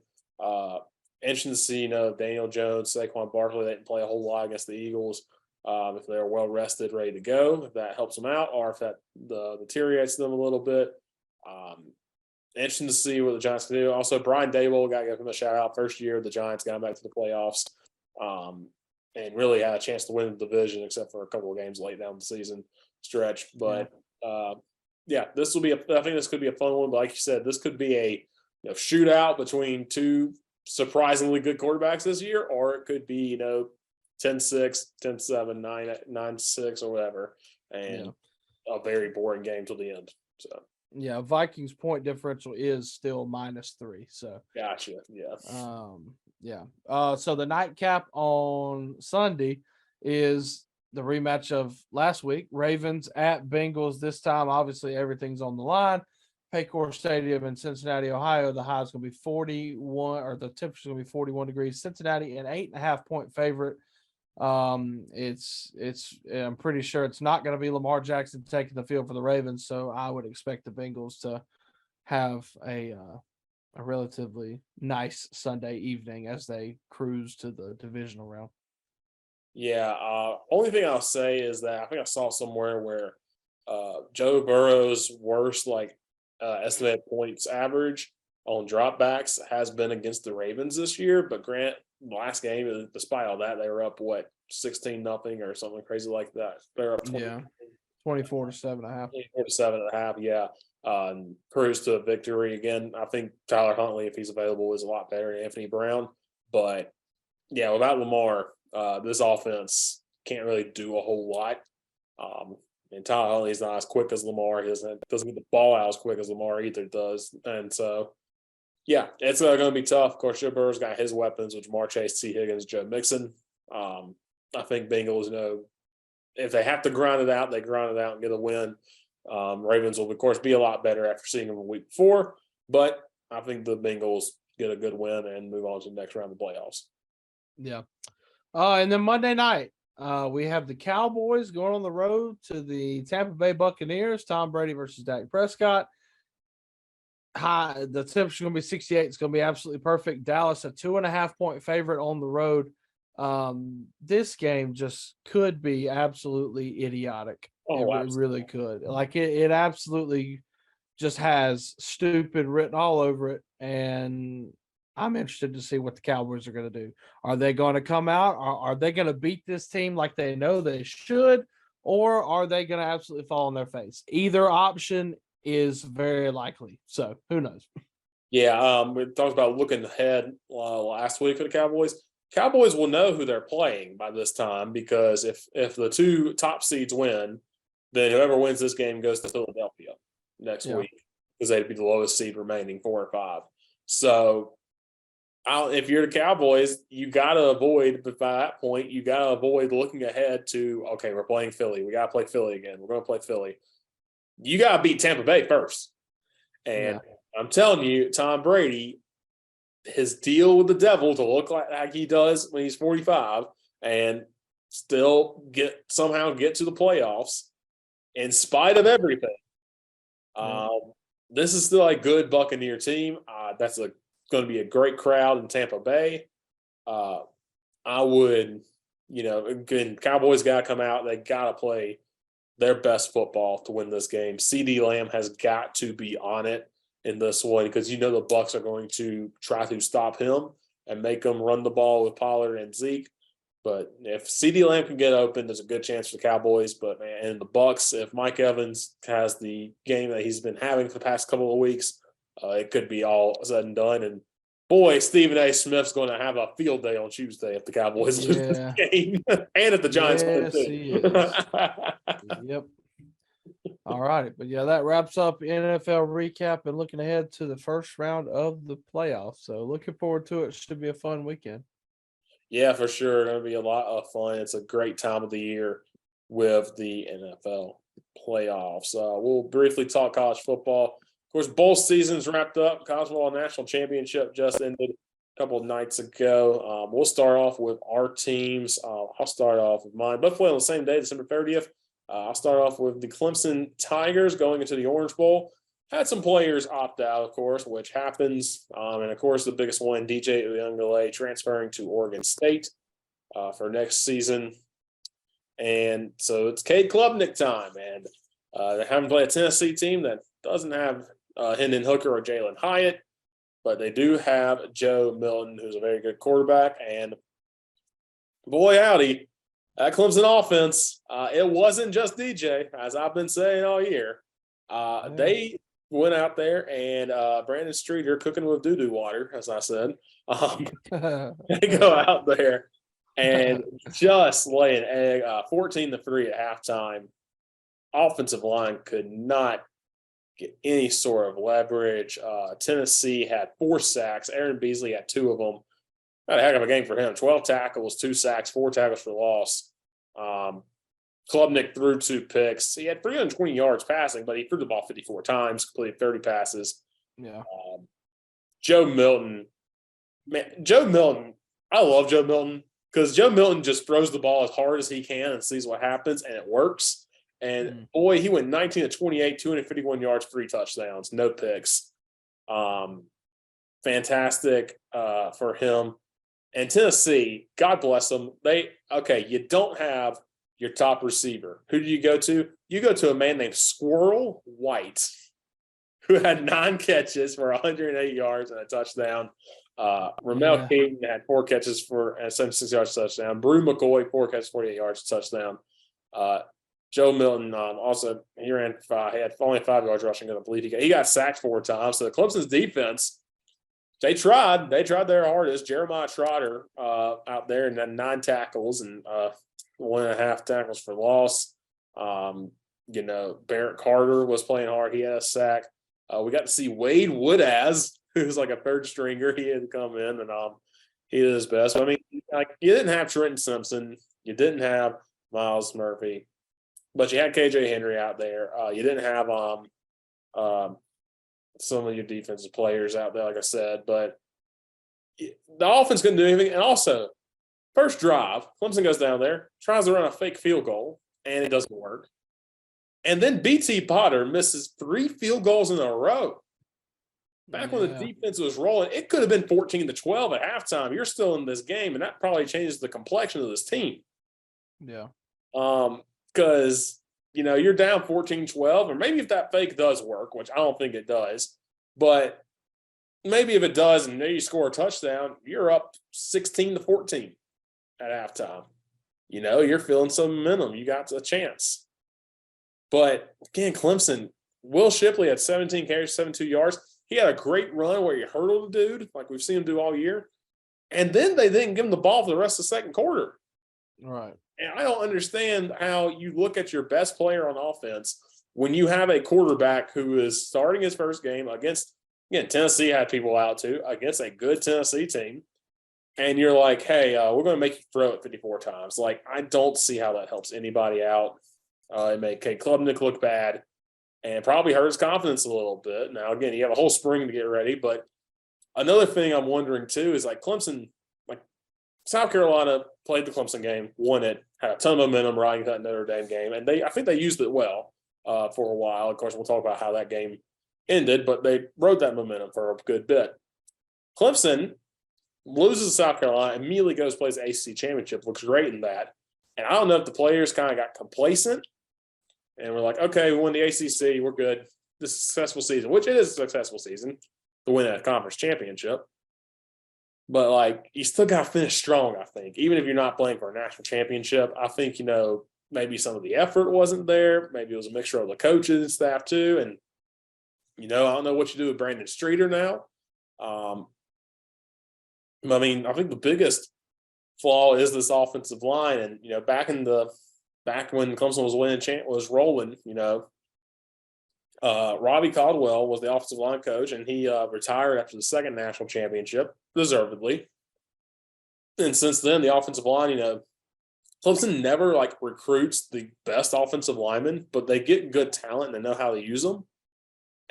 But since then, they just haven't been able to use them. They've had to move guys around, like Jordan McFadden, who's going to NFL caliber player. That's the only NFL caliber guy they had on this line, and he'll probably get drafted. He's going to the draft, but other than that, this offensive line's kind of, tough. It's kind of a piecemeal put together. So, it's a difficult. And again, there's a lot of complaints for a team that went 11-3 and won an ACC championship. Went undefeated in the conference. So again, there's a lot of good things, but again, Clemson, is a disappointing year compared to, again, the best is the standard.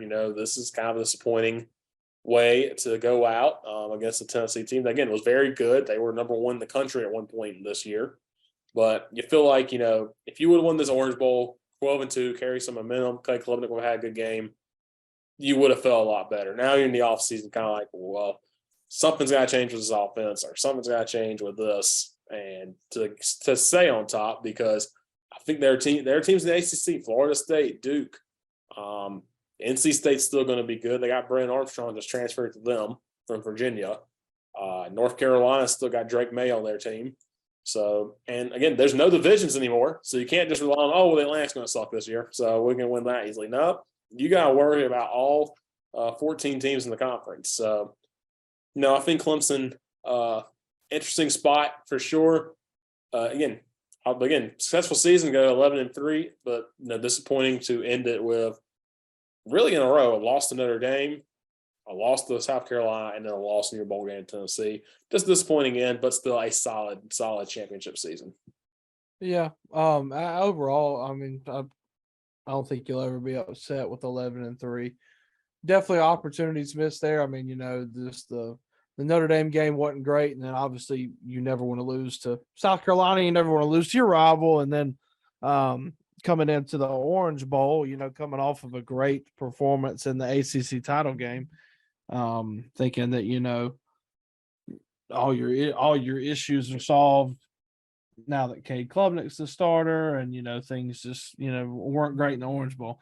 My biggest takeaway from this game is just it's just not capitalizing on drives, because if you look at the stat sheet, bro, the stat sheet's unreal. The stat sheet is so heavily in favor of Clemson, it's crazy. 30 You would think, 34 first downs to Tennessee's 20. They had over 100 more total yards. They ran 101 plays on offense. I think 54 were in the opponent territory or something. Yeah, and Tennessee had double the amount of penalties and yards, and the time of possession was dominated 13 minutes in favor of Clemson. So on paper, now turnover battle, Clemson, Klubnik threw 2 picks. Okay, whatever. But still on paper, like, you would expect Clemson to have, won this game, if not dominated. But you talk about, BT Potter, there was four straight field goal attempts. One was obviously a fake, and then he missed 3. And it's just like, obviously you would like to finish those drives, because all those drives are in or close to the red zone. If you just finish those drives and obviously put it in the end zone, it's a way different result. So still just some issues there as far as Brandon Streeter and the offensive coordinator, things like that. Just missed opportunities by Clemson. I think Clemson played well enough to win the game, 100%. The stats show that. But it just wasn't their night, and it ended up being a dominating stat sheet performance, but it's a 17-point loss, which just still blows my mind. As far as Tennessee, I mean, props to them overcoming obviously the loss of Hooker, and then Jalen Hyatt declaring for the draft. Joe Milton comes in. Looks like Tennessee's in good hands. Milton's going to lead this team next year. The boy's got a cannon on his shoulder. Let me tell you what. So great season for Tennessee. They finished the year at 11-2, looking like they're going to be here to stay, and they're going to be competing in the SEC East next year as well. But yeah, I mean, disappointing outcome for Clemson, but like you said, looking back on it, I mean, you were undefeated in the ACC, you won another ACC title. Like, there's definitely a lot of positives to pull out of it. Yeah, for sure. You can take a lot of positive. Again, you get a full season of Cade Klubnik this year. Get some of your rookies, get some of your freshmen in. Got really that defense a little bit with a lot of guys going for the draft, but I think that's what Clemson does well. And again, Wes Godwin in his first year as a defense coordinator kept that train rolling. So good job for him. Can't ignore that. So earlier in that day, you had just up the road in Tampa, you had the Tax Slayer Gator Bowl between Notre Dame and South Carolina. South Carolina, of course, riding momentum after being Tennessee and Clemson back-to-back in the regular season. And then you got a chance against a team. Notre Dame's a national name. They're nationally ranked after having a tough start. They're now 9-4. They also beaten Clemson. South Carolina jumped out from the gun up 21-7, but then kind of slowed down late. Notre Dame holds on for a 45-38 win. But Waff, I mean, I think you gotta say program moving in the right direction despite the disappointing way this game ended. Yeah, for sure. I mean, I'll start with this game. So, Carolina came out firing, 10 plays, 75 yards to open the game, with a touchdown from Rattler to Xavier Legette. Got Notre Dame to Notre Dame punted, went 3 and out. Carolina gets the ball, and then an unfortunate fumble there gives Notre Dame the ball back. They score a touchdown at 7-7. Carolina comes out and takes eventually a 21-7 lead after leading a touchdown drive and then getting a pick 6. I mean, things were all Carolina. Notre Dame got a field goal. Carolina got a field goal, so we're 24-10.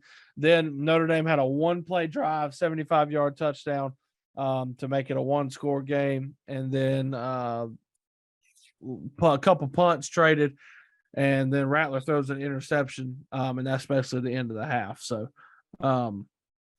24-17, really good game coming out of that. Both teams exchanged punts, followed by a Notre Dame touchdown. Carolina answers with a touchdown, so 31-24. Notre Dame throws a pick. Carolina does nothing with it. We exchange punts, and then another 1-play touchdown drive for Notre Dame. 31-31. Notre Dame scores a touchdown after a couple drives there, 38-31. Carolina's losing momentum. They go 3 and out, and then Notre Dame throws a pick six, a freaking 100-yard pick six by O'Donnell Fortune for Carolina that had that place rocking. That play It was a South TIA, Carolina. TIA Bank Field in Jacksonville was a freaking home game for Carolina. And so they get the pick six. Notre Dame takes it 6 minutes, 12 plays, 80 yards, scores a touchdown. Carolina has a chance, turns it over on downs towards the end of the game. So obviously disappointing result. You would have loved to win the bowl game, get to 9 wins, but at the end of the day, Shane Beamer, year one, went 7-6, obviously won a bowl game, but 7-6 last year, and then this year coming out and going 8-5. You're improving. And this year we saw some things that we haven't seen in years. Obviously, beating Clemson was great. The win over Tennessee, epic. So ending the regular season as arguably one of the hottest teams in college football was a lot of fun and shows kind of, I think, the direction that the program's heading in. I think things are going to continue to build. The recruiting classes look good. Like Beamer's winning the in-state recruiting battle, which was a big thing back when Carolina had the 3 straight 11-win seasons, like getting all that in-state talent, like the Jadeveon Clowneys, Stephon Gilmore, the guys like that, Marcus Lattimore. Winning the in-state battle is the first battle, and then you build from there. So doing a lot of good things. I'm pretty sure South Carolina has 4 of the top 5 players in South Carolina coming next year. So excited there. A lot of things to build on. Now, we obviously guys transferring out. Jaheim Bell will be missed. He was a Swiss Army knife and a freak athlete. He's going to Florida State. Marshawn Lloyd, running back, transferred out. He's going to the other USC, Southern Cal. And yeah, so that kind of left us a big thing in this game. Carolina was not able to run the ball at all in this game against Notre Dame, and had to rely on a fake punt touchdown, which once again, our fake field goal touchdown. Once again, Kai Kroger, quarterback one, baby. Extremely efficient, unreal. Love Kai Kroger to death. One of the best punters in the league, but also has a rocket arm on him. And he's coming back next year. So praise God, got our safety net back. But yeah, I think Carolina's heading in the right direction, and I'm excited. I'm ready for next year to start. So can't wait. Things are looking good. Yeah, I think for sure. Look at South Carolina, like you said at the beginning of the year, you said if you go 8-4, it's a heck of a season. And they did just that. And then not only did they do that, they beat Tennessee and Clemson. After, again, at one point, they came to that after that Florida game, weren't looking so hot, and came up and won those last 2 games big. And yeah, I mean, if you clean up, like obviously the Missouri game is a stain during the year. Like we looked bad that day, and going to Gainesville, we looked absolutely awful. We got beat 38-6. So like, I mean, if you clean those 2 up and you're able to win those, I mean, we're talking about a 10-2 South Carolina team, which is wild. But like I feel like it is a sign of where the program's headed, and I think the program's in great hands with Shane Beamer. Satterfield is gone. I think we talked about that. Yeah, we talked about that. He left. So Satterfield's gone. We hired a new offensive coordinator, Dowell Loggins from tight ends coach from Arkansas, has got NFL experience. And we also have Spencer Rattler and Juice Wells coming back. So that's good. Very excited to have Rattler again. I think he, was shaky to start the year, but watching Tennessee game, the Clemson game, like he was on his game. I mean, he did throw the pick 6 against Clemson, but I mean, he cleaned it up and was able to win the game. So, and Juice Wells has a chance to be one of, if not the best receiver in the SEC. He had a great year coming out of James Madison up here down here to Carolina. So, excited, man.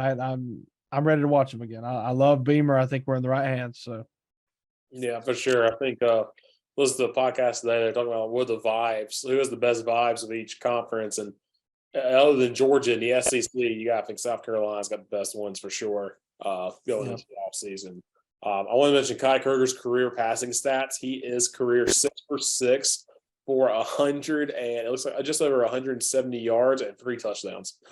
Yeah, efficient. He's the best quarterback in South Carolina history. Yeah, he is. I think he is by some metric. I think by quarterback rating, he would be because I think South Carolina put it up or something like that, and Connor Shaw said, "Well, there goes my record." So, yeah. But yeah, so yeah, like I said, QB1, who's also coming back too, and again, he won the Clemson game by pinning Clemson deep 3 times in a row. Really halt that offense. So yeah, South Carolina really moving forward. We'll talk now about the college football playoff and national championship games and started the playoff games. And boy, usually you get some stinkers in the semifinals, and not this year. Fantastic game. Start with the Fiesta Bowl, TCU and Michigan. TCU was up 21-6 at halftime. You think you're in just shock, like, wow, TCU is really going to do this to Michigan. And then Michigan comes back, combined 44 points in the third quarter, and it ends up 51-45 win for the Horned Frogs. Wild game in Arizona.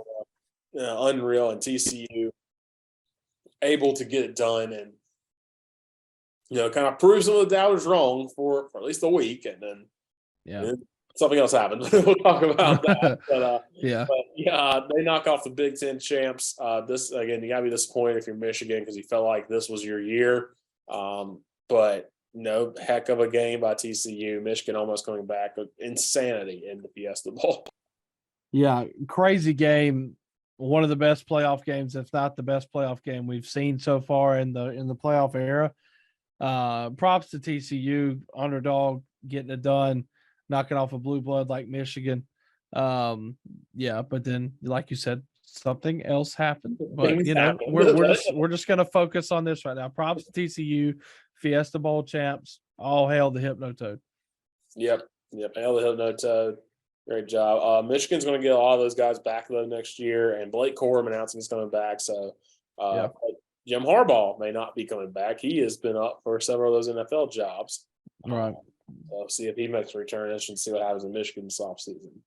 He came out and said that he was going to stay, but obviously, I mean, we've seen coaches renege on their words before. But I would like to think he's probably going to stay at this point. I think he wants to win a national title before he goes back to the NFL.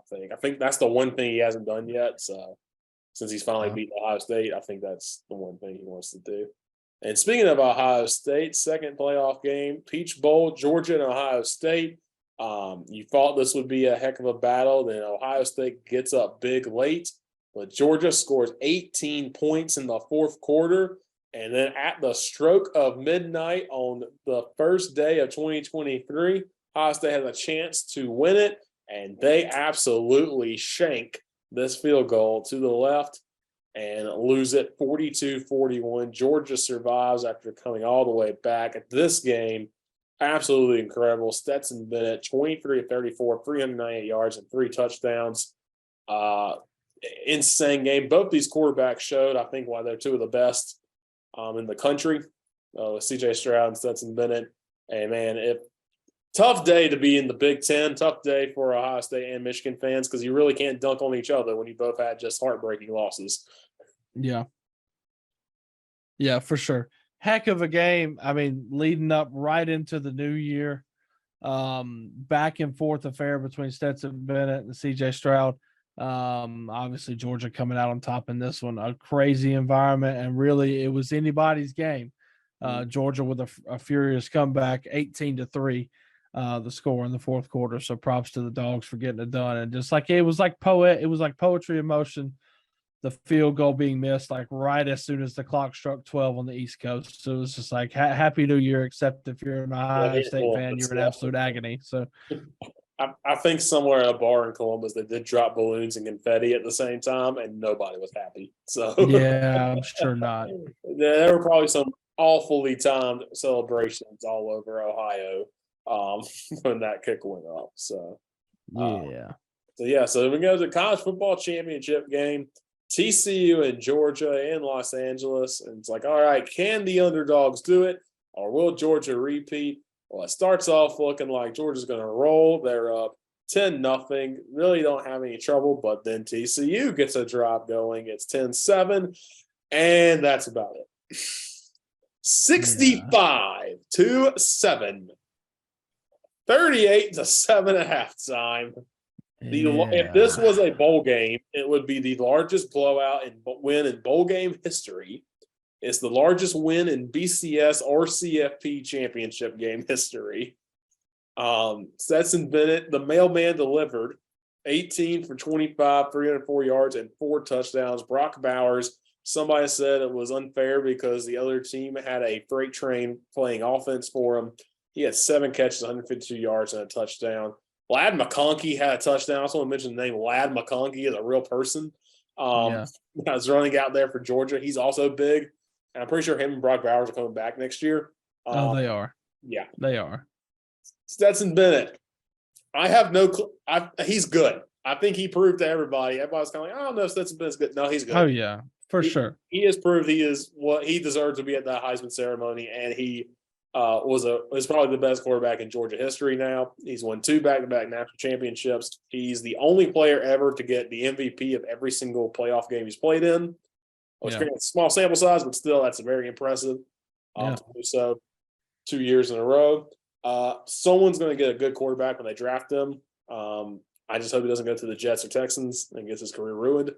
But, Georgia proved it. Other than that weird game against Kent State and the first half against Missouri, Georgia proved they were the best team of the year. They rolled over almost everybody for those 2 games. And then Ohio State, of course, is a close one. But, Georgia, 15-0. I think the 3rd team ever, or the 4th team ever to be 15-0, 3rd team in the last, 4 years, or 4 or 5 years. Congrats to Georgia, man, and Kirby Smart, and David Pollock had the stones to say and run Nick Saban. Georgia's taking over. And really, you look at Georgia, they have a 5-star QB coming in. They still have Brock Bowers, Lad McConkey. They're still going to just replace guys on that defense. Now, this year, they really have a dominant defensive player. They just had a bunch of good defensive players. They're going to replace them. And their schedule, oh, my God, their schedule is 4 straight home games to start the year. They got South Carolina 3rd game of the year. The South Carolina game in September is always weird, I feel like, sometimes. It just depends between South Carolina and Georgia in September what can happen, and then they get Tennessee at the very end of the year. But Georgia's probably going to be right back here next year, unless Alabama beats them in the title game. And at that point, Georgia may only have 1 loss, and it might be like, okay, here you go. Yeah, Georgia is the new Alabama. Now, Alabama's still Alabama, for sure, but Georgia has arrived to that point where year in, year out, under Kirby Smart, it looks like they are just going to reload. They don't rebuild, they reload. And they're going to be in it every freaking year. And it looks like the SEC East is going to be dominated by Georgia. I mean, obviously, Tennessee, I think, is going to still be pretty good. Carolina could be something. But, I mean, it's Georgia's to lose, and they're freaking unreal. 65-7 is just unbelievable. Kirby Smart has graduated as a guy that comes out of that Saban coaching tree, and at the rate he's going, depending on how long he's going to coach, I mean, he's still relatively young in terms of coaching. At the rate he's going, my God, he could go down as one of the best, if not the best, to do it. Yeah. Yeah, for sure. I mean, it took Georgia 41 years or whatever to win their second title after that 1980 title. Took them 360 something days to win the next one. And I think they're going to be up for it every single year for a while. And now again, they're going to have really good athletes coming back next year. They'll replace Stetson Bennett just fine. So yeah, no doubt. So we'll briefly roll through some of these bowl games. There are a lot of other bowl games that, of course, went on, but kind of give you some notable ones. UAB beats Miami of Ohio 24-20. Get a stop on the last play of the game. This is the first bowl game of the year, the Bahamas Bowl. Trenton Dilfer now takes over at UAB. That's going to be very interesting to see what the Blazers do. Oregon State beats Florida 30-3 in the Las Vegas Bowl. Oregon State finishes 10-3, and now they have DJ Uyunglele coming in. So Yeah. if he can revive his career there. Fresno State beats Washington State 29-6. Jake Hayner, I believe that was his final game as a Bulldog. I don't know if he's going to be a great NFL quarterback, but someone's going to get him. He's going to get a start and ball out somewhere, I hope. Yeah. Shout out to Jake Hayner for sure. Marshall beats UConn 28-14 in the Myrtle Beach Bowl. UConn went 6-7. That's a losing season, but they did get to a bowl game. And for UConn to do that in 1 year in the Jim Moore Jr., insane. Also, shout out to Marshall, 9-4 under a first-year coach, beat Notre Dame. So 2 programs moving in the right direction. Mm-hmm. Idaho Potato Bowl, Eastern Michigan beats San Jose State 41-27. Eastern Michigan's coach, Chris Creighton, was 0-4 in bowl games and finally gets a good win. And then that's a hard place to win at Eastern Michigan. To get a 9-win season, good for him. Air Force beats Baylor 30-15. I just love seeing service academies play Power 5 teams because the Power 5 teams have no clue what to do half the time. And Air Force really dominated this game. And they also had a 10-win season for the Falcons. Wake Forest beats Missouri 27-17, the Gasparilla Bowl. Sam Hartman going to Notre Dame. Good for him, man. I'll always have to support him. Decided to take his grad year, get one more chance possibly to make a national championship run. I think Marcus Freeman's doing a good job at Notre Dame after they had such a rough start. And, he's a good quarterback. And guess what? Clemson gets to see him again because Clemson plays Notre Dame next year. Great. Yeah. Yep. That's stressful. Uh-huh. Quick Lane Bowl, New Mexico State beats Bowling Green 24-19. New Mexico State winning season under Jared Kill, first year, hardest program to coach at in the FBS, and Mexico State goes out and wins a bowl game. Good for the Aggies. We'll keep on rolling. ECU beats Coastal Carolina 53-29. Grayson McCraw's last game as quarterback Coastal, he got hurt in this one. Actually, not his last game. He came back. He was in the transfer portal. Now he's coming back, I believe. So, he is. Let's see what he does under a new coaching staff. Xavier Dye from Clemson is the wide receiver coach there.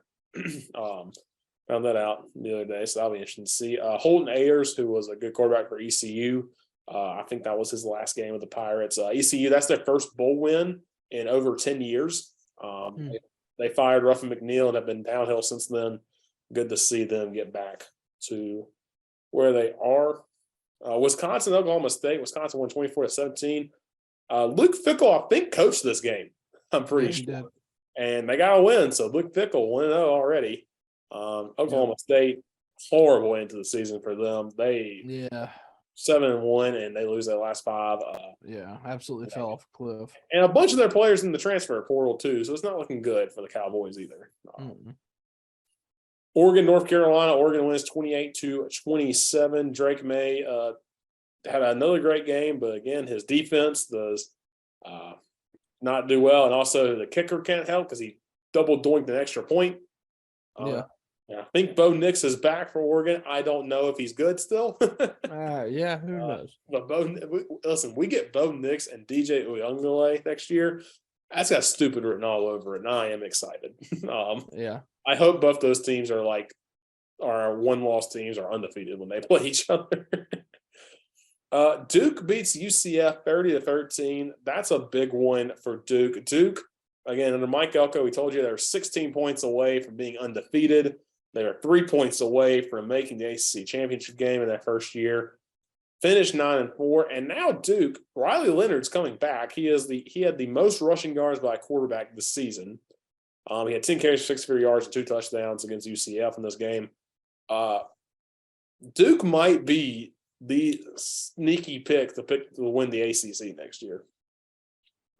Mike Elko's done a great job. Coach of the year, 9-4 at Duke, 16 points away from an undefeated season. He's unreal. Duke is in good hands. I love to see it. Liberty Bowl, Arkansas beats Kansas in 3 overtime, 55-53. This game was a blowout. I was flying back to Lubbock when this game started. I boarded the plane. It's 31-13 at halftime. I'm like, okay, whatever. I turned on because I was wanting to watch the Texas Tech game before my next flight. And I see that Kansas had tied it up with 25 unanswered points. and watched the end of the game on the airplane with the Wi-Fi. Kansas got a little too cute late, I think, but Jalen Daniels, 37 of 55, 544 yards and 5 touchdowns. Yeah. Listen, Kansas is just getting to a bowl game again. Heck of a job by Lance Leipold getting them to there and then almost coming back to win and have a winning season. Kansas definitely trending in the right direction. Yeah, for sure. Texas Bowl, Texas Tech beats Ole Miss 42-25. Texas Tech heading in the right direction, 8 wins. Under Joe McGuire, also the first time ever that they have beaten Texas and Oklahoma in a season. That so good for Texas Tech. Yeah, Ole Miss sneakily fell off a cliff as well. Yeah. Ole Miss had a lot of promise and then lost their last couple of games. So interesting to see what Lane Kiffin does now that he's staying there. What he's going to do in the offseason. Washington beats Texas 27-20 in the Alamo Bowl. Michael Penix is coming back for Washington. Yes, horns down forever. Texas was a lot better this year, I think, than the past few years. Again, almost beat Alabama, blew out Oklahoma, but Texas still not quite going to say they're back. But Quinn Ewers is a good quarterback. Like I said, Washington, I believe Michael Penix is going to be back. And I believe they're running back Tyler Papa. I think he's coming back too. So Washington might be the favorite to win the Pac-12 next year. Only 2 losses for the Huskies this year, so they'll be a dangerous team. Cheez-It Bowl, Florida State beats Oklahoma 35-32. I want to say this: Oklahoma had the worst final drive I've ever seen in my life on this game to try to tie up or win it. But Florida State 10-3. 2 of those losses. One of those was the NC State game where they threw it's called a stupid play at the very end when they needed a field goal. And then was the Clemson game where they came all the way back to lose by 7. Jordan Travis is coming back. I believe their top 2 defensive players coming back. Florida State's probably your pick to win the ACC next year, and they're going to be probably ranked top 10 to start the year next year. Yeah, they finished, I think, number 16 in the nation, which I think is that's their highest since like 2014. So Florida State very, very well could be back. Here's a problem though. I think their first game is Alabama. Oh, the first game is LSU. They're not Alabama. I was about to say, so that first game is LSU, so they'll get started off real quick. With a good game. Pitt, UCLA. Pitt upsets the Bruins 37-35. Disappointing end for UCLA and disappointing end to Dorian Thompson-Robinson's career. He's finally gone. Finally. He feels like he's been there forever. UCLA is going to be interesting next year about him or about, I think, their top running back, Harden, is leaving as well. So that'll be an interesting one for sure. Maryland, NC State. Maryland wins 16-12. I think that's Maryland's first bowl win in a while. And that Michael Oxley got the Mayo bath. I wore the big hat too with it, which is just an incredible visual.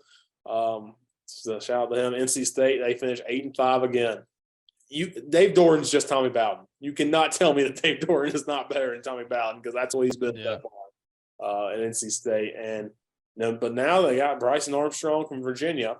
So, as Devin Leary, he's transferring to Kentucky. That'll be interesting to see for sure. Ohio beats Wyoming 30-27 in the Barstool Arizona Bowl. I didn't see any of this game, but it sounded electric. Ohio went on a walk-off touchdown. So, shout out to the Bobcats. Sugar Bowl, Alabama. Oh, good God, they took out some anger. Won 45-20 over Kansas State. They were down this one early 10-0, and then just said, all right, we're done playing around. Here we go. And beat the tar out of Kansas State.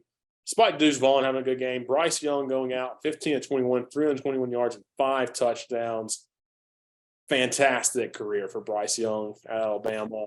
Probably one of the best quarterbacks Alabama's had, which is they've had a long list of good ones. And then, of course, Will Anderson goes out as well to the draft. Congrats to them. Good luck to them in the future. Kansas State, 10-4, won the Big 12 championship. So can't say enough about the Wildcats. So, again, are they a good team? We don't know. Yeah, who knows? Iowa and Kentucky in the Music City Bowl. This one delivered everything you wanted. You're thinking, Iowa scored 21 points. Well, 2 of those were pick sixes. Yeah, exactly how we all knew this game was going to go. Kentucky, I think, punted 8 times, and the other 2 times they didn't punt were pick sixes, and that was it. And that's perfect. That is art. Yes. Iowa goes 8-5. Their quarterback goes 14-24 for 139 yards and a touchdown. Beautiful. Iowa football, bury it in the dirt, and we'll see you again in September. Yeah. Rose Bowl, Penn State beats Utah 35-21. They pull away. Sean Clifford ends his career 16-21, 279 yards, 2 touchdowns. Good time win for Penn State. Penn State 11-2. They're going to be probably your sneaky pick to win the Big Ten the next season, I would imagine. So Utah, Cam Rising's coming back for one more year. So Utah's still going to be dangerous in the Pac-12. Pac-12 may have the best quarterbacks of any conference next year for the transfers and people staying. So yeah. And then Tulane, USC in the Cotton Bowl. Tulane was down by 15 with 3 minutes left. And they come back and win this ball game 46-45. Caleb Williams had a great day. 37-52, 462 yards, 5 touchdowns. But Tyjae Spears, 17 carries, 205 yards, and 4 touchdowns for the Green Wave. The Wave go from 2-10 to a 12-2 Cotton Bowl champions. Unbelievable job by Willie Fritz and that Green Wave team. Yeah, fantastic job. To go 2-10, 12-2 Cotton Bowl champs is unreal, and especially winning like that. What a game! What an atmosphere! So you were wondering, we said Georgia TCU was the biggest win in bowl history. Well, the second biggest win in bowl history happened just a week before when LSU beat Purdue 63-7 in the Citrus Bowl. Defense is what carried the day. Nussmeier was starting quarterback for LSU. He didn't have a great day, but Purdue, I think, was just ready for the season to end. They got Scott Satterfield coming in, or no, he's not coming in. He left. Purdue's got a new coach coming. Yeah, their coach left for Louisville. Gotcha. Drew Brees was the assistant head coach. Yeah, I think that just means they're going to just hire him as head coach, honestly. Yeah. But, not looking good for Drew Brees in this one. LSU rolls to this win. And then finally, Mississippi State. We know all the stuff happened with Mike Leach passing away roughly before Christmas, right after the season ended. But Mississippi State scored 16 points in the fourth quarter. Will Rogers emotional as he leads the team to a win in the ReliaQuest Bowl, 19-10. Will Rogers was the first ever freshman to start under Mike Leach in his entire coaching career, so big time for him to get this win, and just a great win for Mississippi State. Yeah, definitely a great win to honor Mike Leach. So that will do it. We can tell we are back, so we talked for probably about 3 hours again. I haven't checked recording time yet. But, yeah, I'll close this out. Next week we'll dive more into some basketball stuff. Next time we see you, some NBA stuff, college basketball, NFL stuff. I do want to mention tonight as we're recording, Jessica Williams for Gardner Webb had the first triple-double in Gardner Webb history. Nice. 22 points, I believe, 12 rebounds, and 11 assists in their win over Presbyterian. And they're 5-0 in the conference. The Gardner Webb women undefeated at home. Currently slated to be a 14 seed, and according to bracketology, in the NCAA tournament, which would be their first since I think 2011. So that would be huge for the running Bulldogs. Men's team also pulled out a win over Presbyterian in overtime, and South Carolina beat Kentucky the other night, which was insane. Yeah. Coach Cal on the hot seat. That was a 21-6 ball game to start off. South Carolina won like 71-68, and Duke pulled it out against Pitt tonight in Cameron. That's a big win for Duke. And Clemson, I believe, I haven't seen Louisville score as of late, but they're playing Louisville right now. They're first in the conference, so I'm ready for them to disappoint me again. Surely they will not lose to Louisville. Yeah, they're up by 10 with 7 minutes left, so they should close that one out. They got a big one against Duke coming up on Saturday, which will be a fun one inside Little John. That place will be rocking for sure. But, I am hopeful for Clemson men's basketball again, so I'm ready to get my heart broken. Yeah. I think that will do it for us. Waff, you want to leave with anything else? Yeah, one thing before we go, just briefly about the NBA. Go Grizzlies. The Grizzlies are currently first in the West. They beat the Spurs tonight. They have a half game lead over the Nuggets, who I don't know. I guess the Nuggets might play tonight too, so it might be about the time. They're playing right now. They're up by 6 in the first quarter. Well, Memphis has won 8 in a row. Still holding on to right there at the top spot in the Western Conference. A little nugget for you. The Golden State Warriors are 20-21 on the year. At home, they're 17-5. On the road, the Warriors have the worst road record in the NBA, 3-16. Ew. That's the worst road record in the NBA, even worse than the Charlotte Hornets and the Houston Rockets, who are respectively at the bottom of each conference. So, oh God, I didn't realize how bad the Hornets were, and the Hornets beat the Bucks the other night. yeah, and shout out Sacramento Kings. They're 5th in the West right now. Let's go. They may break that playoff drought. So yeah, congratulations to hopefully the Kings can hold on to this All-Star game coming up soon. It's going to be a lot of fun. So we'll talk with you all about that next time we see you, and we hope you enjoyed. See you.